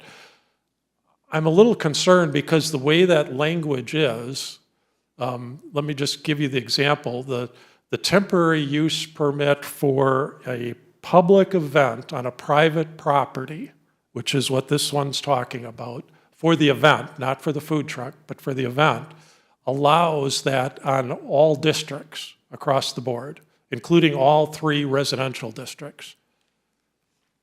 For a public event on a private property is on all districts. Okay? There's T's across all districts for that. This language here suggests that a public food truck could be at that event, even though public food trucks are not permitted on private property, on residential property, I'm sorry, residential property. So it kind of leaves you to infer that somehow we've usurped the table of permitted uses with this paragraph the way it's written. Am I interpreting that correctly? I believe what it's saying is that this is our temporary use permit for general uses, and the double I that you're reading from are the exceptions. The exceptions are under a special event and approved temporary use, a separate temporary use permit. So if I have a large home and I have a large acreage and I am having a large event, I would get the temporary use permit for that. That temporary use permit within it will still be reviewed for whether or not the use of the food truck meets the requirements. Okay, because So it's it's not. still explored. It's part of the review process in the special event application. This application is just for, I have my food truck and I am placing the food truck, and how can I use it within the zoning restrictions? As long as that goes, as long as the special use permit for the public event on private property goes through that review, I'd be okay with that. I'm just concerned somebody picks this up and reads it, and it's essentially giving tacit permission to use a food truck on a public event on private property with no conditions. I do not believe that's how we're interpreting it. Okay, good. All right, thank you. Then, we didn't talk about it at all, but maybe could you share why on line 119 we eliminated the sale of alcoholic beverages are not permitted, and now they are? What's the thought there? Alcohol is regulated in a separate chapter, and that covers all the restrictions as well as the state restrictions for alcohol. So it shouldn't really be regulated here. Any changes should go under the alcohol chapter, and that's just better practices, part of the red tape. It's never good to have a restriction within other restrictions, because then they get lost when we make changes. Good, thank you. I just want to make note that on line 132, we've introduced a Scrivener error that I caught when I was reading this afternoon. It says when the food truck is in operation. The current ordinance actually says when it is not in operation. And I just don't want that to get copied now into the new code when we approve Correct. this. I think we contacted the clerk's office. I'm not sure if she got that email today, but we did identify that. Okay, great. The other one that I just want to point out that there was an amendment on line 124.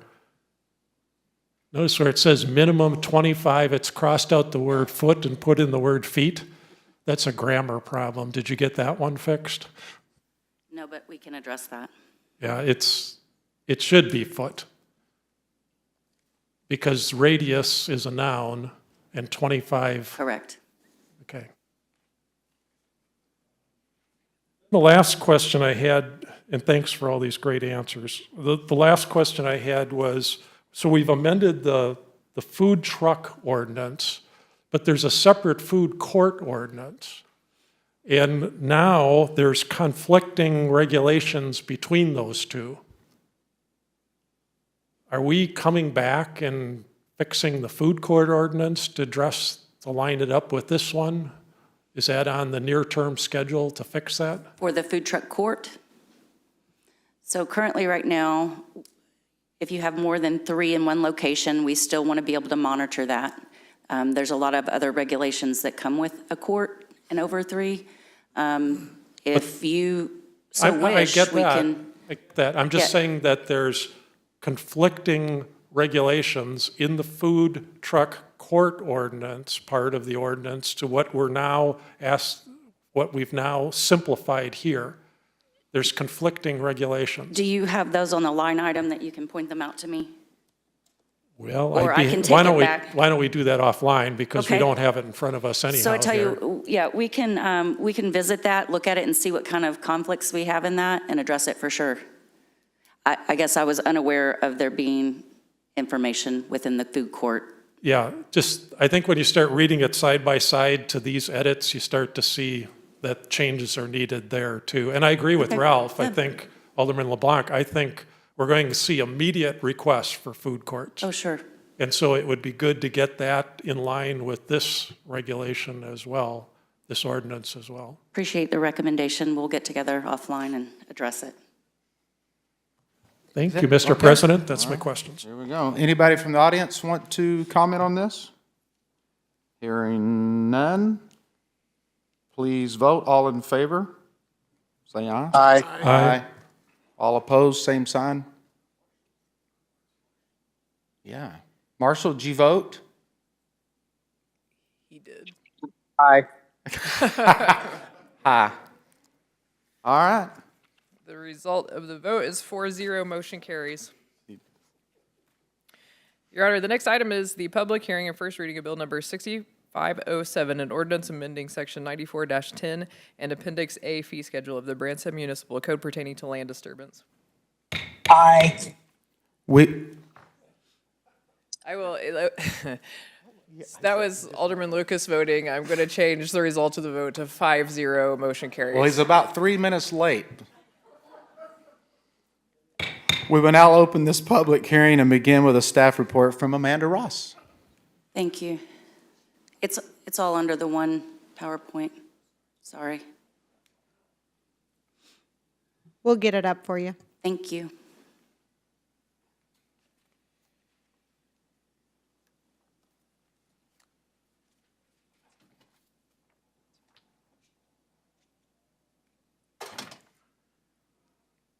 Okay.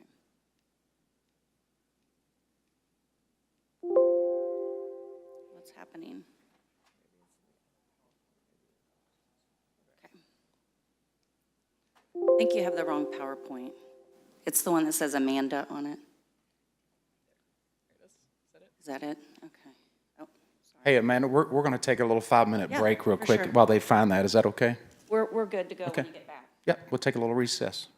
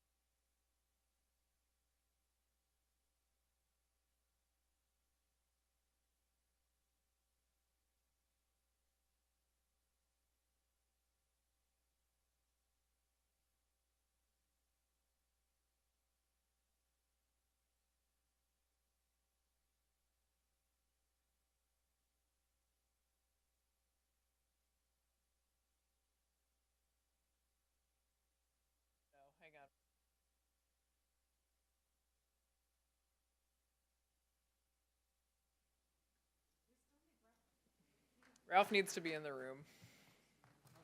Where are we? Oh, that's right, we're on the first. You know.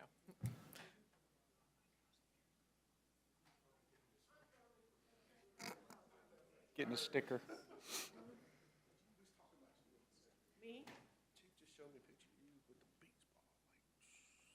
I told him to not be sharing. Okay. All right, we're back, and the public hearing has already been opened, Madam Clerk. So Amanda, are you ready? All right.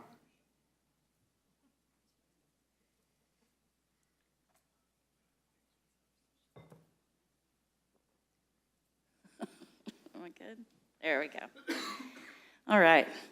So notice of public hearing was advertised on October the 19th. Let's see here. Nope. Apologize. All right.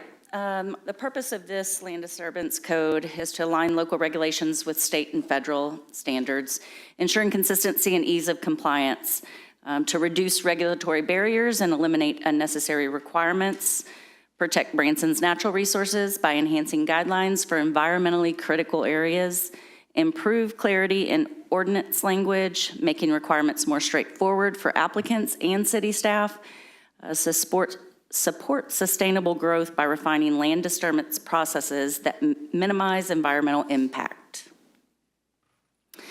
So the key updates we have with this code change is the threshold requiring a land disturbance permit.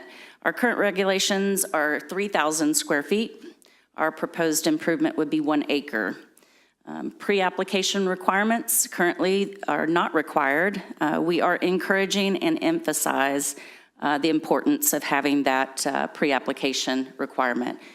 Plans must be prepared by a licensed engineer, professional engineer. Right now we require that. Our proposed improvement would be plans can be prepared by a registered design professional as well as a professional engineer if you choose to do so. Documentation requirements. Requirements are often duplicated. Some state requirements are missing. So we are streamlining to remove complexity and better align with the state requirements. Topographic survey is currently required. We are not requiring that to be stamped by,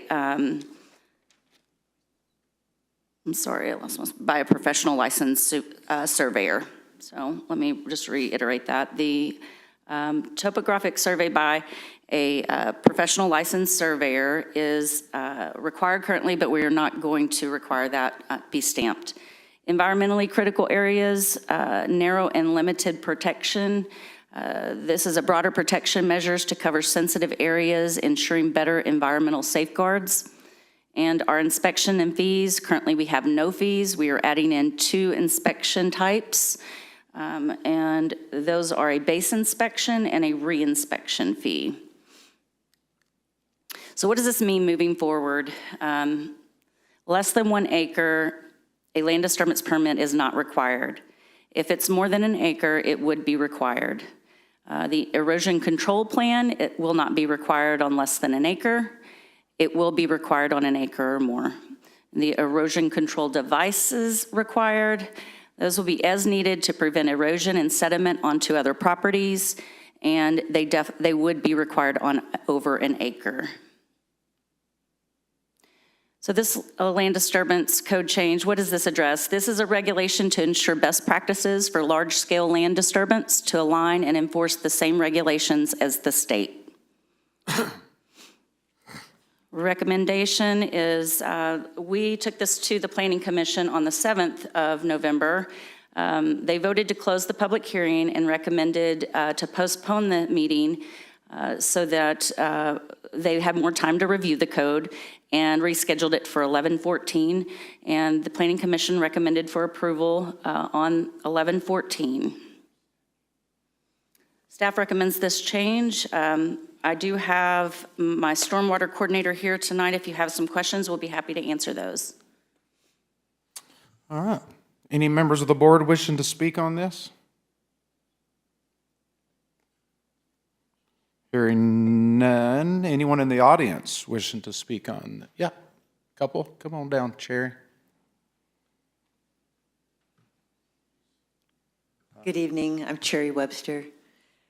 So as usual, I'm very interested in stormwater management with respect to Country Bluff Estates and the adjoining property, Fountains on Fall Creek.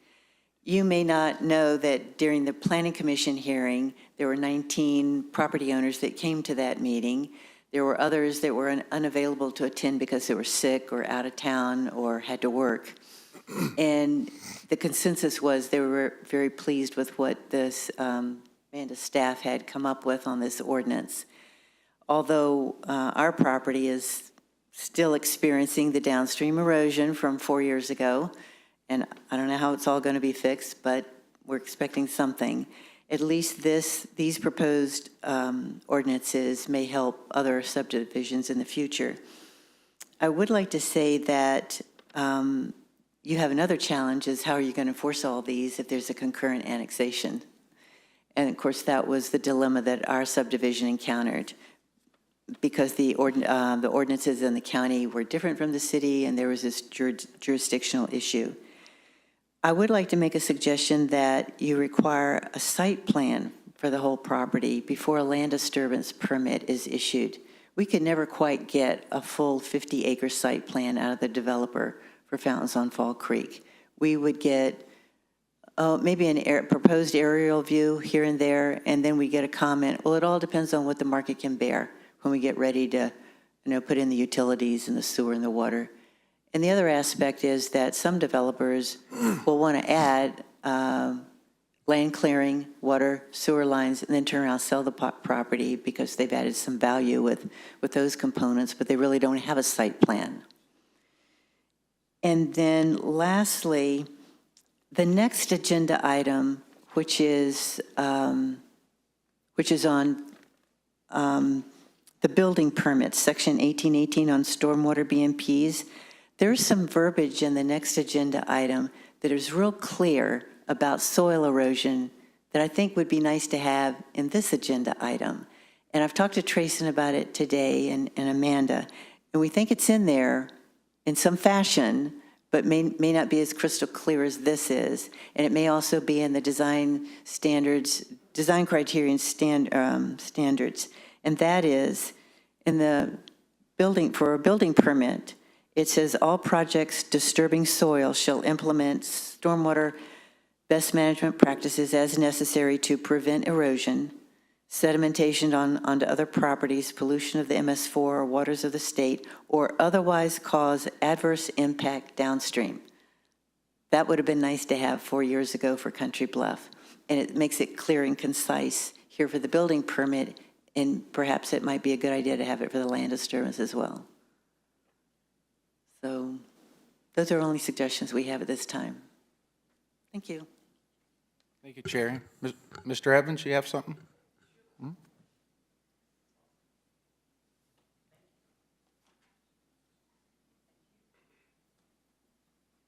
I'm not sure if the permits that are being, so Mike Evans. I live in Summit Ridge up on Branson Hills Parkway. And our community was developed 4 years ago. And kind of funny, 4 years. But with that being said, pardon me, sir? I've written, I call them letters, but emails, a lot of them, and I haven't met everyone in the city yet. I've met a lot of predecessors that were directors in the city of Branson. And remember I talked earlier about coming out of the dark and into the light. You can't stand up for mistakes made in the past, but to get forward, you got to shine a light on those mistakes. And some people in city government don't really want to do that. They want to hide it. They don't want to cover it up, and not in a bad way, but they just don't want to take ownership of it. And it didn't happen. And the person that developed our area, power and money it takes you a long way, and it took him a long way. He got away with a lot in our community. So I'm not sure if this land disturbance has to do with our particular site.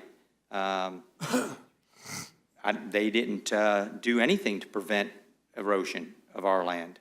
Our land's eroding at a rapid pace, but they built structures on it anyway.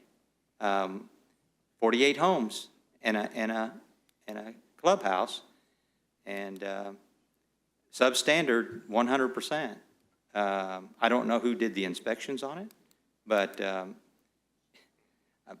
think city staff gets a little perturbed at me when I say I don't believe there were any. But quite frankly, we have so many issues in our community. Erosion's just one of them.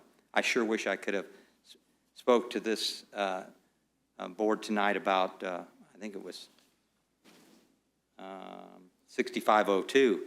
I've got a lot of issues there, but I'll settle that with Glenn.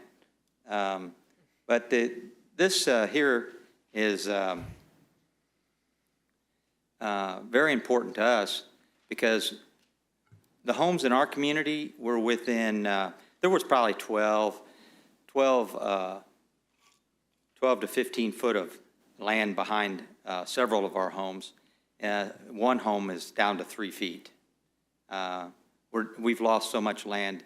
I try to, I'm not an erosion specialist. I'm sure this young lady is, but I'm not. But there's the 2 to 1, and I'm sure she knows what I'm talking about when I say 2 to 1 on the slope of the land. We don't have that. We've got a cliff. And the foundations of our homes are going to be gone because if there were inspections, I know there was 10 people from the city out in our community one day about 3 years ago. I think at that time Kirby Dieterman was my land and erosion guy that I was dealing with, and he's a wonderful man.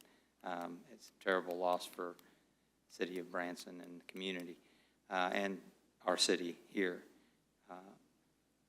But the truth is, he did not like the way it was being done.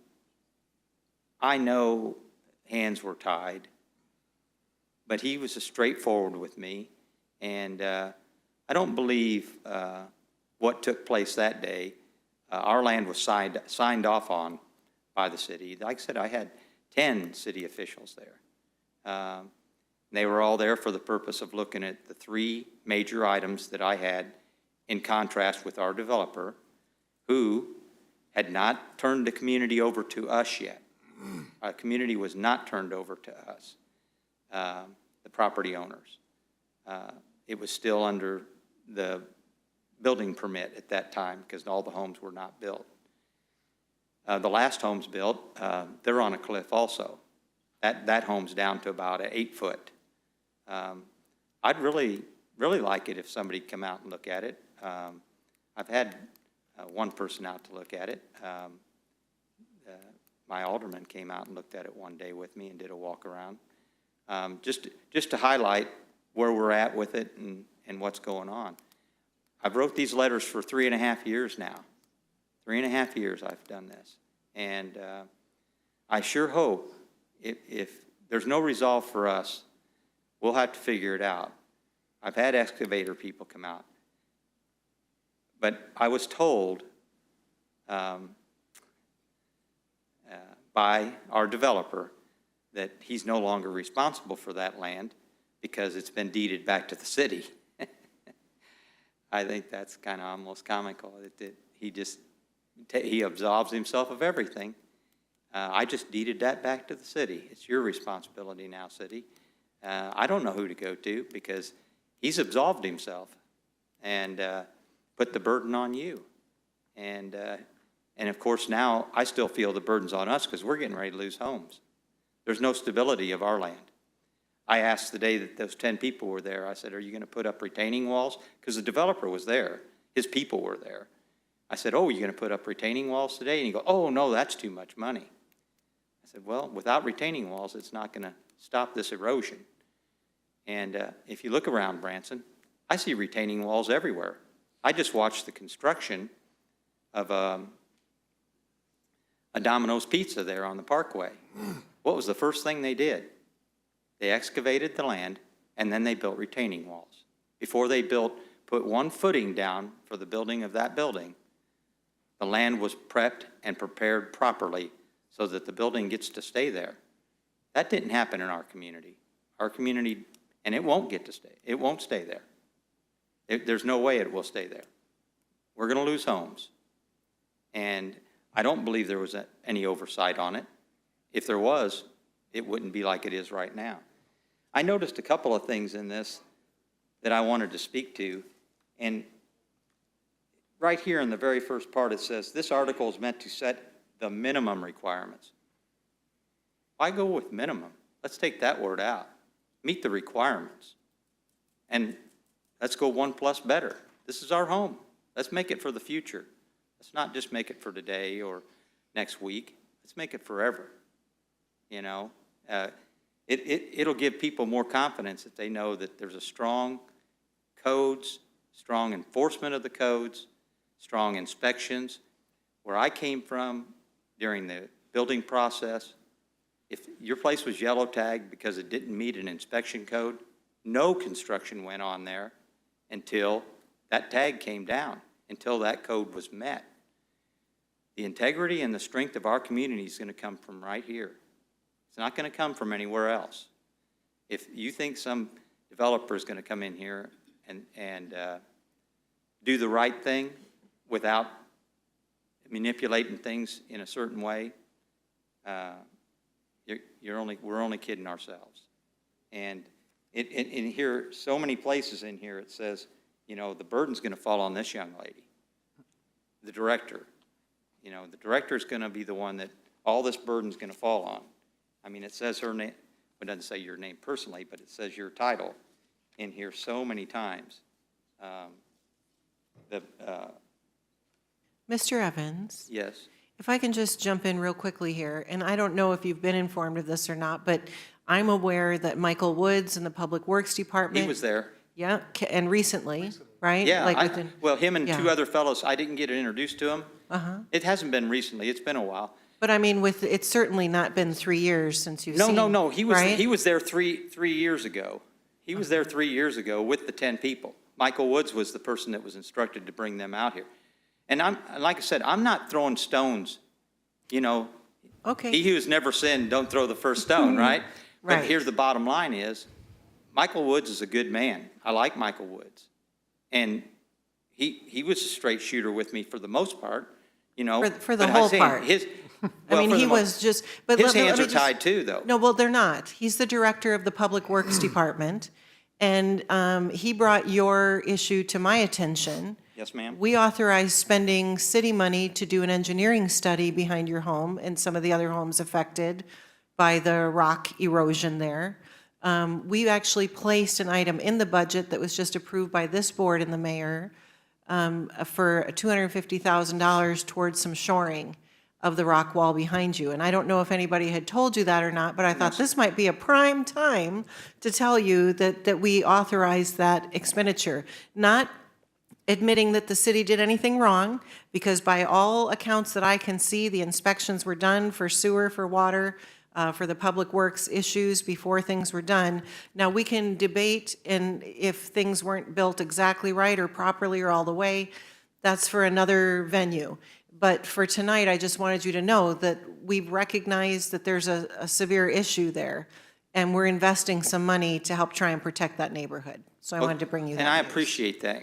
And I'll say this right up front, from my values, the way I see life, thank you and God bless you. But the truth is, this is what just happened to me. I didn't know who, you know, you can go out and get the geoengineer who used to be listed in here. It looks like he's getting nixed. I didn't have much time to go over this because I came to try and get some records on this today. I wanted to get some records on, it's just ironic. You can see where I signed in here at 2 o'clock today, how the world turns. I had notes. I got notes at home and paperwork at home. I've been reading and studying for years now.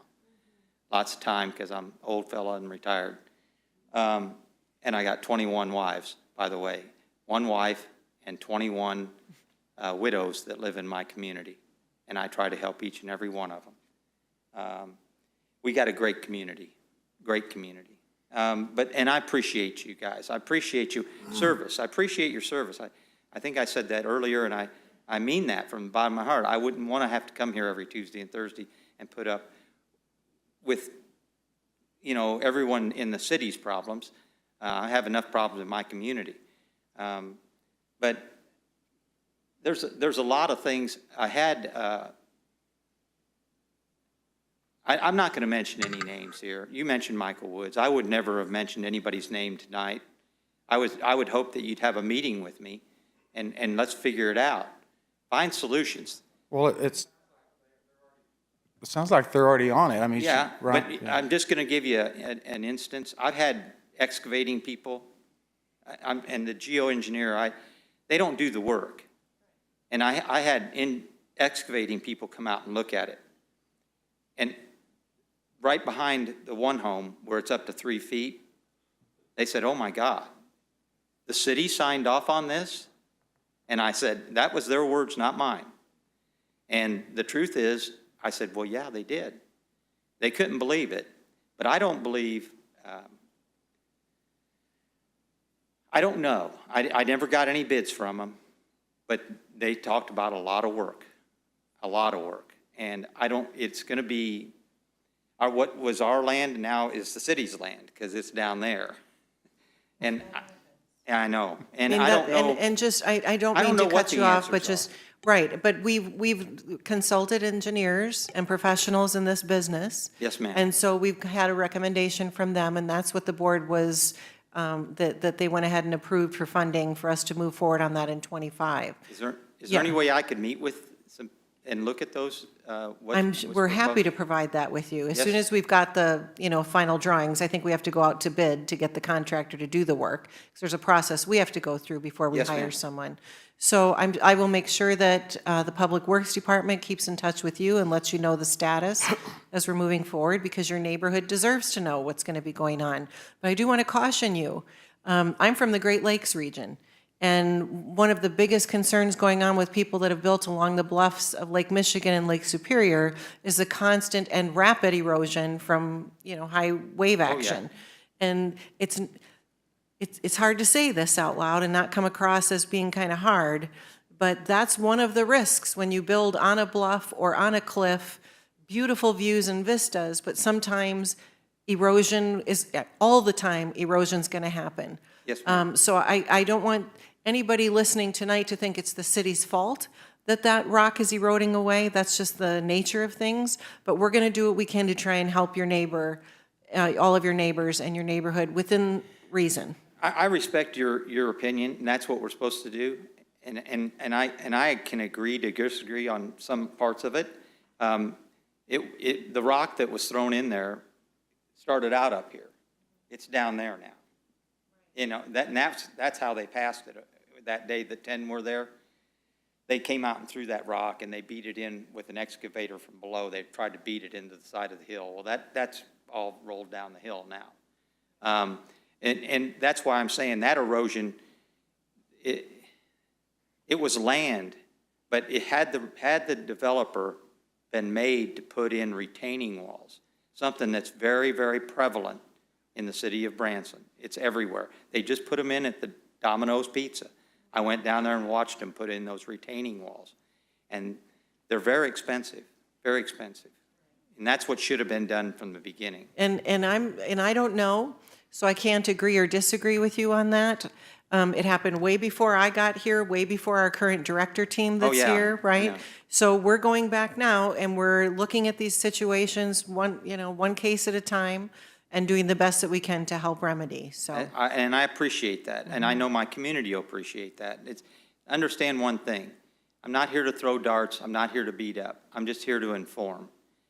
And like I said before, His will be done. Tell me your name again. Mike Evans. Mike, okay. I hear you. And every time you apologize, you then kick us in the gut again. I just want to let you know that every time you make a comment in the affirmative, you immediately follow it with, but, okay? Rest assured, unbeknownst to us, this board, okay, we approved the fix for your community. And she expressed that to you, but yet you continue Yes, to sir. argue about what had been done. Now, when did you move here? 4 years ago, right? Yes, sir. I've been here 27 years. Clay Cooper's been here over 30 years. The mayor has been here 102 years. Marshall was damn near born here. And I can tell you, this board has put leadership in place to not only address what's moving forward, but for things that come up to bite us from the past. And trust me, we have dealt with plenty. I've been on this board for 3 years, and we have dealt with every single thing. So the idea that you come here and say that we're keeping things in the dark are an absolute slap to the face, and it's appalling to me, okay? Because we are taking care of the issues. She already told you, we've already approved in our budget for 2025 to fix what you've come here complaining about, okay? And yet, that's not good enough.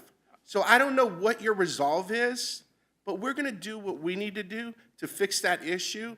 I suggest you search your soul and have some level of forgiveness for whoever did what they did to you. Because you bought that property, right? You bought the property, right? I bought that property I was sold that property And there was under the guise of, I was sold that property under the guise it was a managed property, and I didn't have to do anything but move in. That was all a falsity. The falsity started there, and there have been no less than a dozen falsities since then. What you're hearing about in issues in our community, you're hearing about one issue. I can tell you about dozens of issues, and the bottom line is I can tell you about an entry system that has been hit by no less than 12 vehicles, 2 of them being fire trucks. Because those 10 people were there that day to discuss my critical issues. The erosion was one of many. So if you don't think there's a burden to be bore on this end, I'm here to tell you, I got 21 widows that I will do anything for, because I would do them for them because I look at them like they're my mother. And I would do that because that's what I would pray someone would do for my mother. But what you're here defending the fact that you've taken care of one of my issues. You haven't taken care of all of my issues. There's other leaders in this room right now, sir, my alderman being one, and this young lady being the other, where I have sent emails on a lot of other issues that need to be addressed, and they have not been addressed. And I'm not going to get in them tonight because I came here on this issue because that's what was on the table. And I appreciate you, sir, for doing your job. And I didn't come here to get a lecture. I just came here to make people aware. And that's all I'm doing. But there you go. I'll give it to you one more time. I have a lot of other issues. And I will say this, the Lord's will be done in the end. And I could tell you that as those issues come up and we have a level of responsibility for them, we are going to face those issues and we will handle those issues accordingly. And we're not trying to do things in the dark. Again, I resent that statement. This board was elected on transparency, and that's what we stand for. So again, you come here on one issue, we already resolved that issue, and you're still beating the dead horse. No, I'm not beating a dead horse. I'm just making you aware because you obviously don't realize the magnitude of our situation. Oh, I'm very aware of it. All of it? I've on my own visited that property. On my own. When was this? Probably the last 6 months. Just to see the erosion? Just to see. Did you? Well, see, I'm not going to, you're going to lure me into something to talk about that I'm not going to talk about at this point because it's not on tonight's plate. But that's one issue, sir. And I can tell you this right now. That's the greatest issue expense-wise, but there's far greater issues health-wise and that are happening in our community. And like I said, we're a senior community. I don't know if you know that, but we're a senior community. I'm very aware of They what start it at 93 and go down to the late 50s, and we have 2 people in their 50s. At 70, I'm one of the, not even middle of the road. You're middle-aged. I'm one of the young ones. And quite frankly, at 93 and Our community is very strong. We're together, and we help each other, and we give to one another. I didn't come here to beat you up. I came here to make you aware, and that's it. I have had great conversations with many people in government and my aldermen. We agree to disagree sometimes, but overall, I'll give Glenn credit once again. He's answered my calls. He answers my emails. I have an email that's been out there for a long time to the city right now that I haven't had an answer to in many months. And let's just say I believe that codes were not met, and I've heard several different excuses why they were not met. My latest excuse that I heard that it wasn't met for a reason that had nothing to even do with codes. The developer was given latitude because he pretty much owns that whole area. He's thrown a blanket over the entire area. He set up the SID. He set up a master association. He set up all kinds of programs for himself. And none of them are you haven't had an opportunity to manage any of them. And I can assure you, when I first started this, there's none of those developers, none of those directors that when I first moved to my community going on 4 years ago, none of the directors that were in place at that time are still in place. There's a reason. Well, yeah, that's right. None of those directors. And I believe they were, I'll just go ahead and leave that assumption in the closet. Let's just say they've moved on, and they've moved on for another reason. Mr. Evans, I think we need to move on. Oh, you have something, Glenn? No. Okay. So I appreciate it. The city administrator. And God bless you. I mean that from the bottom of my heart. I think that's great. It's a step. It's one step in the right direction. And I'd love to meet with anybody that wants to meet with me or my community. Hey, we'll welcome. I'll put you down, and we'll set up a guest speaker and come on and speak to us. Old people like to listen. Well, thank you for coming to us, and she's all over this, and I don't think anybody's blaming you. I don't think the city's, as a property owner, as a home buyer, and this is my opinion, if I'm going to buy a home, I think it's my duty to do my due diligence to make sure that property is in the shape that I think it's in. So I don't think we can blame this person. I think you bought the property. I'm not blaming her. No, I know that. I'm just saying, you bought the property and now there's a problem, and I don't think this is on the city, but we're still offering to help and going to help. It was still under construction when I bought it. Yeah, but you bought it. I mean, Yeah. you bought the property and now so. Right. I didn't know that it would be signed off as is. I guess you might say I figured it would be left in good repair. All right, thank you, Mr. Evans. Yeah. Anybody else? All right. Public hearing is now closed. You've heard the first reading of bill number 6507. Do I have a motion approving this bill? So moved. Any members of the board wishing to speak regarding this matter? Anyone in the audience? Okay, let's vote. All in favor? Aye. Aye. Aye.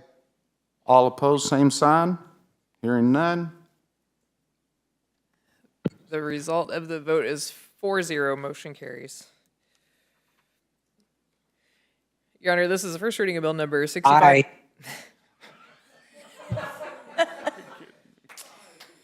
I keep voting, but nobody's listening. Oh, we're hearing you. We hear you, Artie. Alderman Lucas, we need your camera on when you vote, please. For the next item. Yes, this is the ordinance amending section 18-8 of the Branson Municipal Code pertaining to stormwater best management practices, BMP requirement to address erosion. You've heard the first reading of bill number 6508. Do I have a motion approving the bill? So moved. Second. We have a motion and a second, and we'll begin with a report from Amanda. You're still here. Still here. All right. That is no good. All right. So this This next change is in regards to Chapter 18 to complement Chapter 94 updates that we just discussed. So the previous restrictions for smaller projects were removed to streamline regulations. This change would ensure the ordinance aligns with practical enforcement and development needs. To address potential erosion and sediment control gaps, BMP requirements were added to Chapter 18 under building regulations.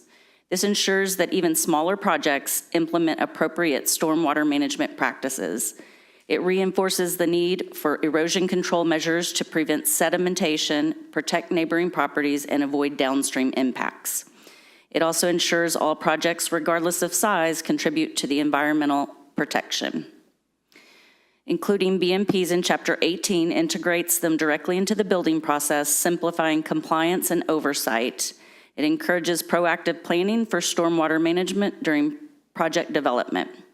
This change reflects the city's dedication to protecting Branson's natural resources while supporting efficient and sustainable development practices. Staff recommends approval.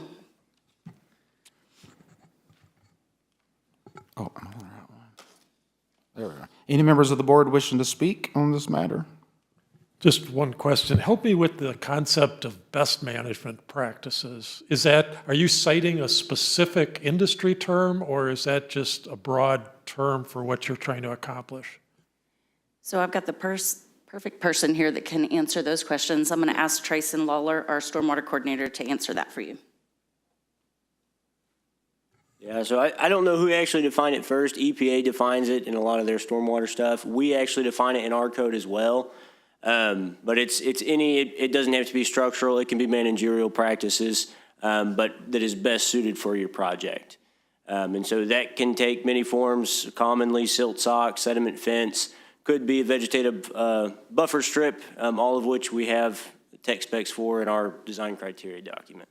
So just if it's just best management practices, how do we enforce it? You know, if you go and say, well, that's not the best practice, I've got a better practice. Well, even when they're installed properly, sometimes practices do fail, and that would be time for another practice or maintenance. Most all structural practices do require maintenance, whether that's removing silt or reinstalling some riprap after a rain, anything like that. But they would be enforced on whether they were there or not, or could also be after an issue. If I may, Alderman, additionally, when people put their best management practices plans together to apply for permits, they have to show what the slope is of the grade, and then our team looks over that plan to make sure that they're using the best practicable options in order to help control erosion based on all those site conditions. So, and there can be disagreements on what's the best management practice sometimes, but at the end of the day, it's our job to protect neighboring properties and the environment, and we do that every day.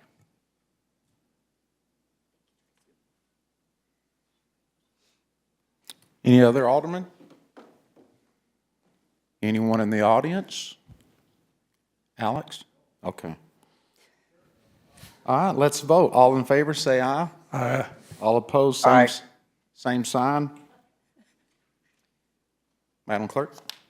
The result of the vote is 4-0. Motion carries. Your Honor, this is the first reading of Bill number 6509, an ordinance approving a time extension amendment for an intergovernmental agreement between Taney County and the City of Branson regarding funding of the city's planned 2024 sewer system improvements project, Lift Station 10 and Lift Station 34 upgrades, and authorizing the mayor to execute the amendment. You've heard the first reading of Bill 6509. So moved. Second. And we have a motion and a second, and we're hearing a report from, looks like Kendall. Good evening. This new funding agreement replaces a previously approved agreement to extend the closeout date from December 31st, 2024 to May 31st of 2025 due to a delay in project materials. If approved, we are asking for a double read so that we can get this back to the county commission for their approval before the end of the year. Staff recommends approval. Happy to answer any questions.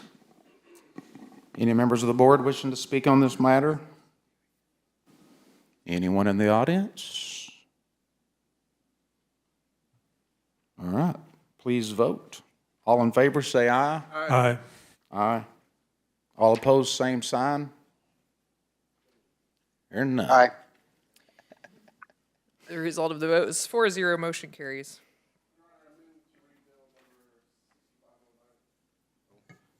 Your Honor, I move to read Bill 6509 for its final read due to timing and Kendall's needs. Kendall's needs. Do I have a second? I'll second it. All right, we have a motion and a second. Any members of the board wishing to speak regarding this matter? Anyone in the audience? All right, let's vote. All in favor, say aye. Aye. Aye. Aye. All opposed, same sign. Madam Clerk? The result of the vote is 4-0, motion carries. Your Honor, this is the final reading of Bill number 6509, an ordinance approving a time extension amendment for an intergovernmental agreement between Taney County and the City of Branson regarding funding of the city's planned 2024 sewer system improvements projects, Lift Station 10 and Lift Station 34 upgrades, and authorizing the mayor to execute the amendment. All right, you've heard the final reading of Bill number 6509. Do I have a motion? So moved. Second. Any members of the board wishing to speak? Anyone in the audience? Madam Clerk, will you now provide a roll call vote? Lucas, Denham, Cooper, Yes. Howden, Yes. LeBlanc, Yes. Schultz. Yes. The result of the vote is 4-0, motion carries. Your Honor, the next item is a resolution for the appointment of a representative and alternate to the Tri-Lakes Biosolids Joint Municipal Utility Commission. Do I have a motion adopting this resolution? So moved. Second. I can do that, right? You sure can. We have a motion and a second, and we'll now have a staff report from Kendall Powell. Yeah, so we're a member of the Tri-Lakes Biosolids Joint Municipal Utility Commission. This handles our end product for our wastewater treatment process. We're required to appoint a primary member and one alternate to serve. Our previous alternate was Benny Compton. He retired from the city, so we got to backfill that. So I'm asking to appoint myself, Kendall Powell, as the primary member, and Ethan Hiley, our Assistant Utilities Director, as the alternate. Staff recommends approval. Any members of the board wishing to speak regarding this matter? Is there like just a small update on how that process is going with the biosolids in that? Yeah, so the biosolids is going really well for the city of Branson and the other member entities. We're still contracted to operate and maintain that facility. We went through a significant capital improvement last year with the auger replacement of that equipment, where we ended up getting a $1 million ARPA fund grant from the county commission, so that was helped us out greatly there. But no, it's going really well, producing some good material, meeting all compliance as necessary for the state requirements, and yep, going good. That end product is used within the city, or have you guys, because I know there was talk of maybe like scaling that up and kind of selling it or something like that? So or? currently, right now, we actually contract that out to bid, and we have usually it's a local farmer that purchases that end material, which is often unheard of. Usually people, municipalities or entities that have a biosolids facility, they don't gain a revenue source back from getting rid of the end product. So we get a little bit of money back for it. But the big thing is we're able to get rid of it, and we don't have to deal with it in-house.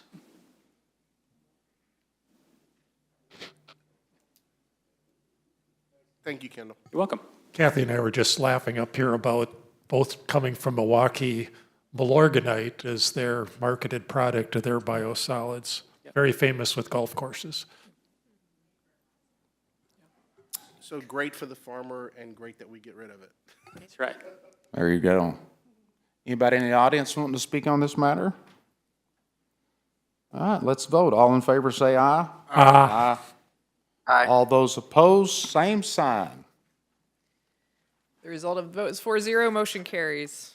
Your Honor, the next item is a resolution accepting the easements related to the West 76 Country Boulevard project segments 1 and 2 and authorizing the mayor to execute. Do I have a motion adopting this resolution? So moved. Second. We have a motion and a second, and we now have a staff report from Holly Dodge. Good evening. It is my pleasure to let you know that of the 49 easements that we need for the 76 CID, we have 31. Of the 18 remaining, we have positive progress, and we expect very quickly to have the half of those. So we are way over the mark, way over the hard hill. The hump has been accomplished, and I'm asking you to approve the authority for the mayor to accept each of these and to get these on file so that we can get closer to kicking off this great upgrade to 76 Highway. Yay. We're going to do it. There we go. Anybody on the board want to speak on this? That was very eloquent. Thank Very you. nice. Yeah, yeah. It's really what that means. Anyone in the audience wishing to speak on this matter? All right, hearing none, please vote. All in favor say aye. Aye. All the. Aye. Slap him, Ralph. The result Madam of- Clerk? The result of the vote is 4-0, motion carries. Your Honor, this is the first reading of Bill number 6510, an ordinance approving contract amendments with Missouri State University related to time extensions for the Community Development Block Grants for Compton Drive Wastewater Treatment Plant Project and Elevate Branson Tiny Homes Project, and authorizing the mayor to execute the documents related thereto. You've heard the first reading of bill number 6510. Do I have a motion approving the bill? So moved. Second. We have a motion and a second, and we'll begin a report from Holly. Again, we're getting over the hump. These are two projects, very large projects, funded through CDBG grants, one for the Compton Drive wastewater treatment plant, the other for a new home, tiny homes project. Both of them have taken a long time to get going, and we're in close to the final stretch. This is to extend our contract with our advisor, which is currently Missouri State University. They now have a subdivision called SIMCOG, which is a private entity, but because these contracts have been going on so long, it's with the original entity. So you're just allowing the extension of time so we can complete these projects. What a great explanation. Any board members wishing to speak on this? Anyone in the audience? Hearing none, please vote. All in favor say aye. Aye. All opposed, same sign. Hearing none. The result of the vote is 4-0, motion carries. Your Honor, the next item is a resolution adopting park user fees for the Parks and Recreation Department. Do I have a motion adopting this resolution? So moved. We have a motion and a second, and now Cindy Shook, ladies and gentlemen. Cindy. Good evening, Mr. Mayor. Whatever. President. Mr. Cooper. So I'm here to talk about fees. This resolution adopts park user fees for 2025. The proposed new fees schedule addresses increased fiscal demand. So by that, I mean mostly the minimum wage increase. That's what's really impacting a lot of our programs. And to sustain the current level of service and similar level of subsidy that we've had through the years, the park staff has incorporated the projected 2025 revenues and expenses into the department's fee schedule. Fee adjustments are being recommended in the following areas to maintain adequate revenue and fund operations and maintenance, and those include day camp, the aquatic center fees, daily fees and season passes, the community center rentals, and campground fees. Then I have also attached a survey that shows fees from area parks departments. Additionally, the attached fee schedule outlines the recommended 2025 fees. The Advisory Park Board voted to support and recommend the fee changes to the Board of Aldermen for their approval. And staff recommends approval of the bill. I'd be happy to answer any questions. Go ahead, Glenn. So was this essentially the income changes baked into the budget we just approved, and now this is just formalizing the fee structure to support that? Yes, we always try to do that. We try to anticipate, we plan way ahead because we're asking for additional expenses. So we look at the revenues, so they have been baked in, yes, sir. Ralph? Kathy? Anybody? That Cindy Shook's a smooth operator. Isn't she something? Just slid it right in there. Anybody to in the? plan. Yeah. Anybody in the audience? Did you have something, Kathy? No, sir. Okay. All right, hearing none, let's vote. All in favor, say aye. All opposed, same sign. Thank you. The result of the vote is 4-0, motion carries. Madam Clerk? The next item is appointments, and since it's a ballot. Mr. President, if Thank I you. may move that we defer this item to our next regularly scheduled Alderman meeting so that we have a better representation for this vote.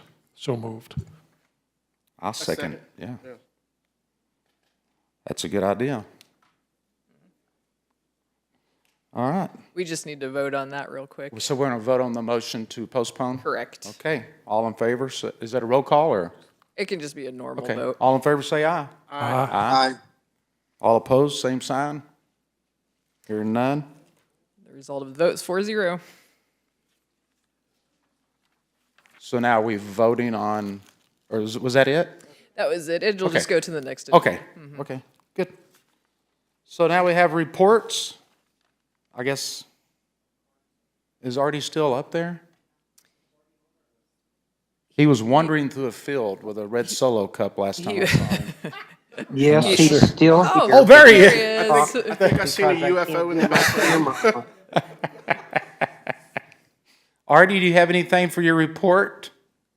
Yeah, I got a few things I want to say, but I better not. Oh, I'm just teasing.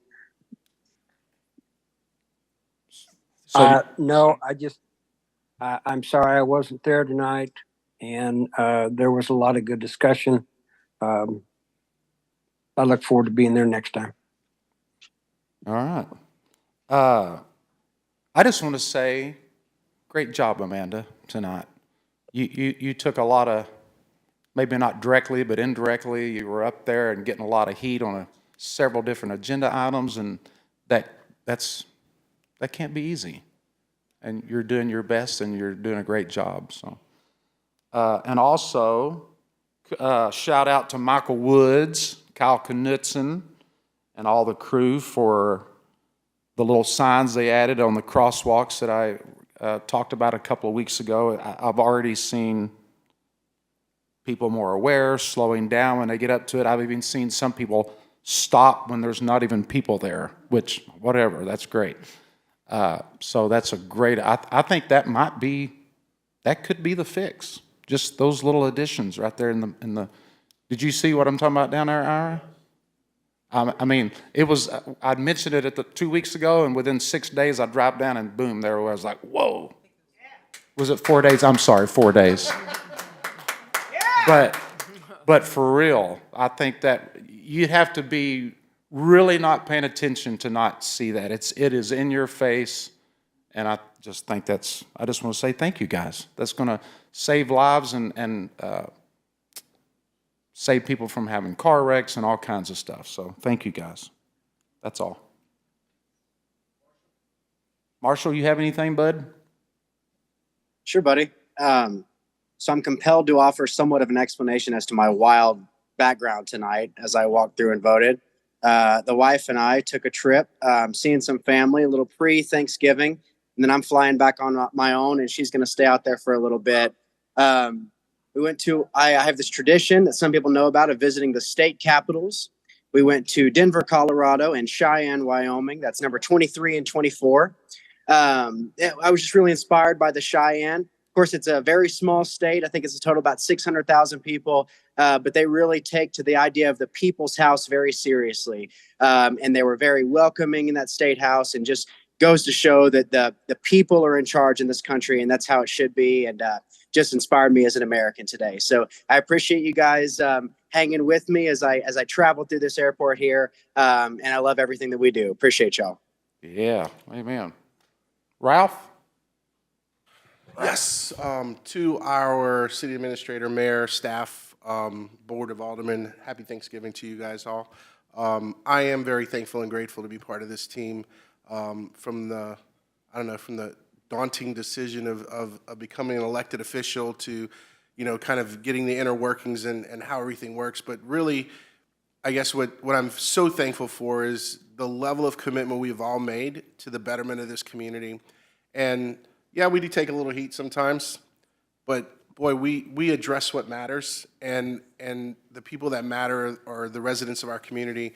And you know, being of service does put you in the light of some uncomfortableness at times, but it's definitely worth it in the end. So for everyone, you know, hug your kids, hug your grandkids, kiss your spouses, love on them, and just have an amazing, amazing week. And I'm thankful for all of you. So thank you.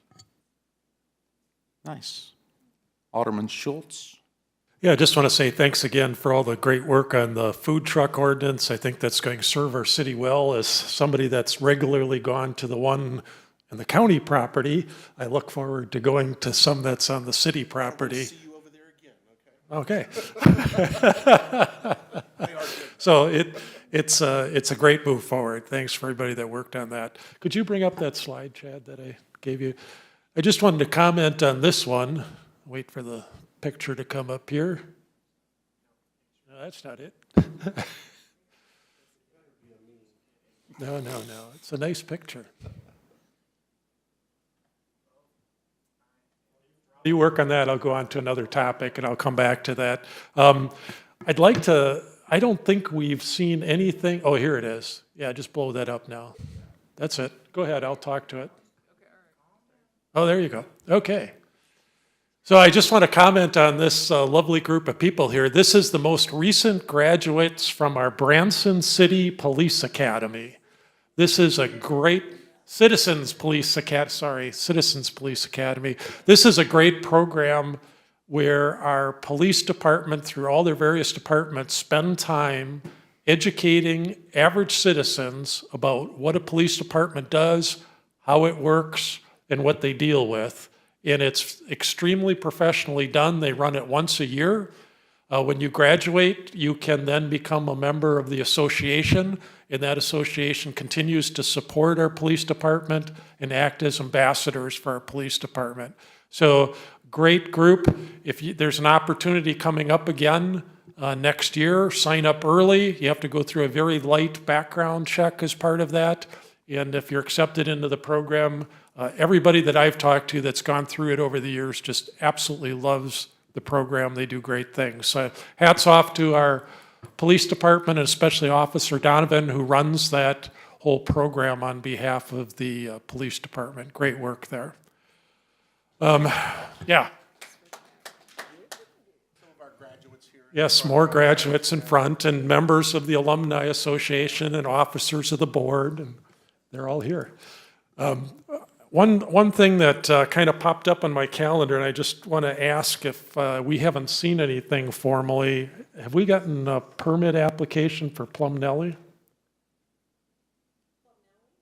Yeah. I'm a little concerned because, you know, last year they held that thing in April. We're now 5 months away. We're going to have streetscape going on at the time that they would probably like to hold that.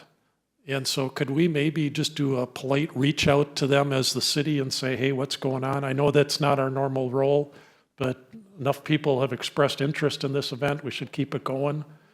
But they got to realize this is a really unique year, and so they got to be on their game with this one. I've been attending the TCED meetings. Great meetings. If you're not aware, that group deals with about $14 million worth of tax revenue. Almost every dime of it spent on marketing the area to draw visitors in. Really, Chris Myers is just doing a super job as president on the TCED. He's really dug into that. He runs a great meeting, and they're on their facts. When I watch a board dealing with a $14 million budget and the chairman is drilling into a $7,000 expense to make sure it's legitimate, I know they got their eye on the ball for the taxpayers, and I think that's a great thing. And I also really like how our 3 city representatives are working on that board as well. I think they've developed a pretty good team. They're able to drive issues, and they see the things that that board needs to do. So I really appreciate what's coming together on that board, and I also want to thank Alderman Marshall there for, I don't think he's on the screen anymore, for his work with that board too. I don't think we officially announced it, but CDBG got their additional grant so that they can do their tiny home infrastructure project. So I congratulate them, and I thank the city staff that worked hard on getting that thing accomplished. So now they can award contracts and get out there and start moving dirt and building the roads for that tiny home project. And I'm sure all the sponsors around the city will be very grateful for that as well, to see that move forward. Just a little bit about Thanksgiving. This year, Beth and I have no family coming in, so we've decided to go and volunteer at the Elevate Branson event that they hold. They have I'm told a couple hundred volunteers to run that thing. The sponsor list is just unbelievable for companies in the city that sponsor that and organizations. It's really great. Here at the city, we're having a meal, I understand, for staff members that have to work on Thanksgiving. They get a meal served to them, which I think is a great program, and that's all supported by staff and aldermen and others that contributed to that. No city funds there. And then I just want to also say happy Thanksgiving to all my aldermen, to the mayor, to the city staff, and all the residents of Branson. Wish you a good Thanksgiving. That's my report, Mr. President. Yes. Kathy, how about some words of wisdom? Well, I don't have any of those, but I've got a few words. So first of all, I just wanted to update you all. There's been several contacts we received from the public and from some of you all regarding traffic accidents on 248 there going by Yakov's Road by the clinic. And Michael Woods has been in touch with our DOT regional rep to have conversations about what will it take to do some serious intervention here. It's been going on for too long, and it's a very hazardous area. So we're in conversations with them, and we're looking at different ideas that might not involve a traffic signal even. Maybe there's some other opportunities, and when Michael gets back from sipping Mai Tais on the beach, we will have further conversations about that. So I just wanted everybody to know we're all over that and working hard on it. And the other announcement I have for you all is, in case you haven't heard, if you're not on Facebook, Lisa Rao is leaving her service with the city of Branson. She's going out into her own consulting business, where she can be what I call her Technicolor Lisa. And, the challenging thing sometimes for public relations and marketing people is when they come into government, you can't burn quite so bright. And not everything is glitter and rainbows, but Lisa brought tremendous glitter, tremendous energy into this role and really helped us build a fantastic bridge with the CVB leadership. Her work on TCED has been exemplary in representing the city as well. I thank her publicly for her service. I've certainly thanked her privately. She will be missed, and we wish her all the best for success in her future, pardon me. And last, I want to say, it is with a humble and thankful heart that I want to address all of you, wishing you and all of our staff and the citizens of Branson a very blessed, quiet, and calm Thanksgiving. Thank you. Looks like the mayor may have something to say up there. Are you cold, Mayor? Oh, it is. I wanted to just mention we had a great press release with the Blue Angels on Friday. The Blue Angel plane flew in and we met a couple of their pilots, and that was very successful. A lot of people are really excited about that. I want to congratulate the Chamber's leadership class. I'm not sure how many graduated, but there was a lot of them. And they've accomplished a lot of great goals. So to those who graduated, I want to say go Wolfpack. Clay, I wanted to thank you for filling in. You did a great job tonight. Thank you, sir. Well, for the most part. It ain't that hard. You just got to read the paper. And I also want to thank everybody, or wish everybody a happy Thanksgiving. We have much, much to be thankful for. Mm-hmm.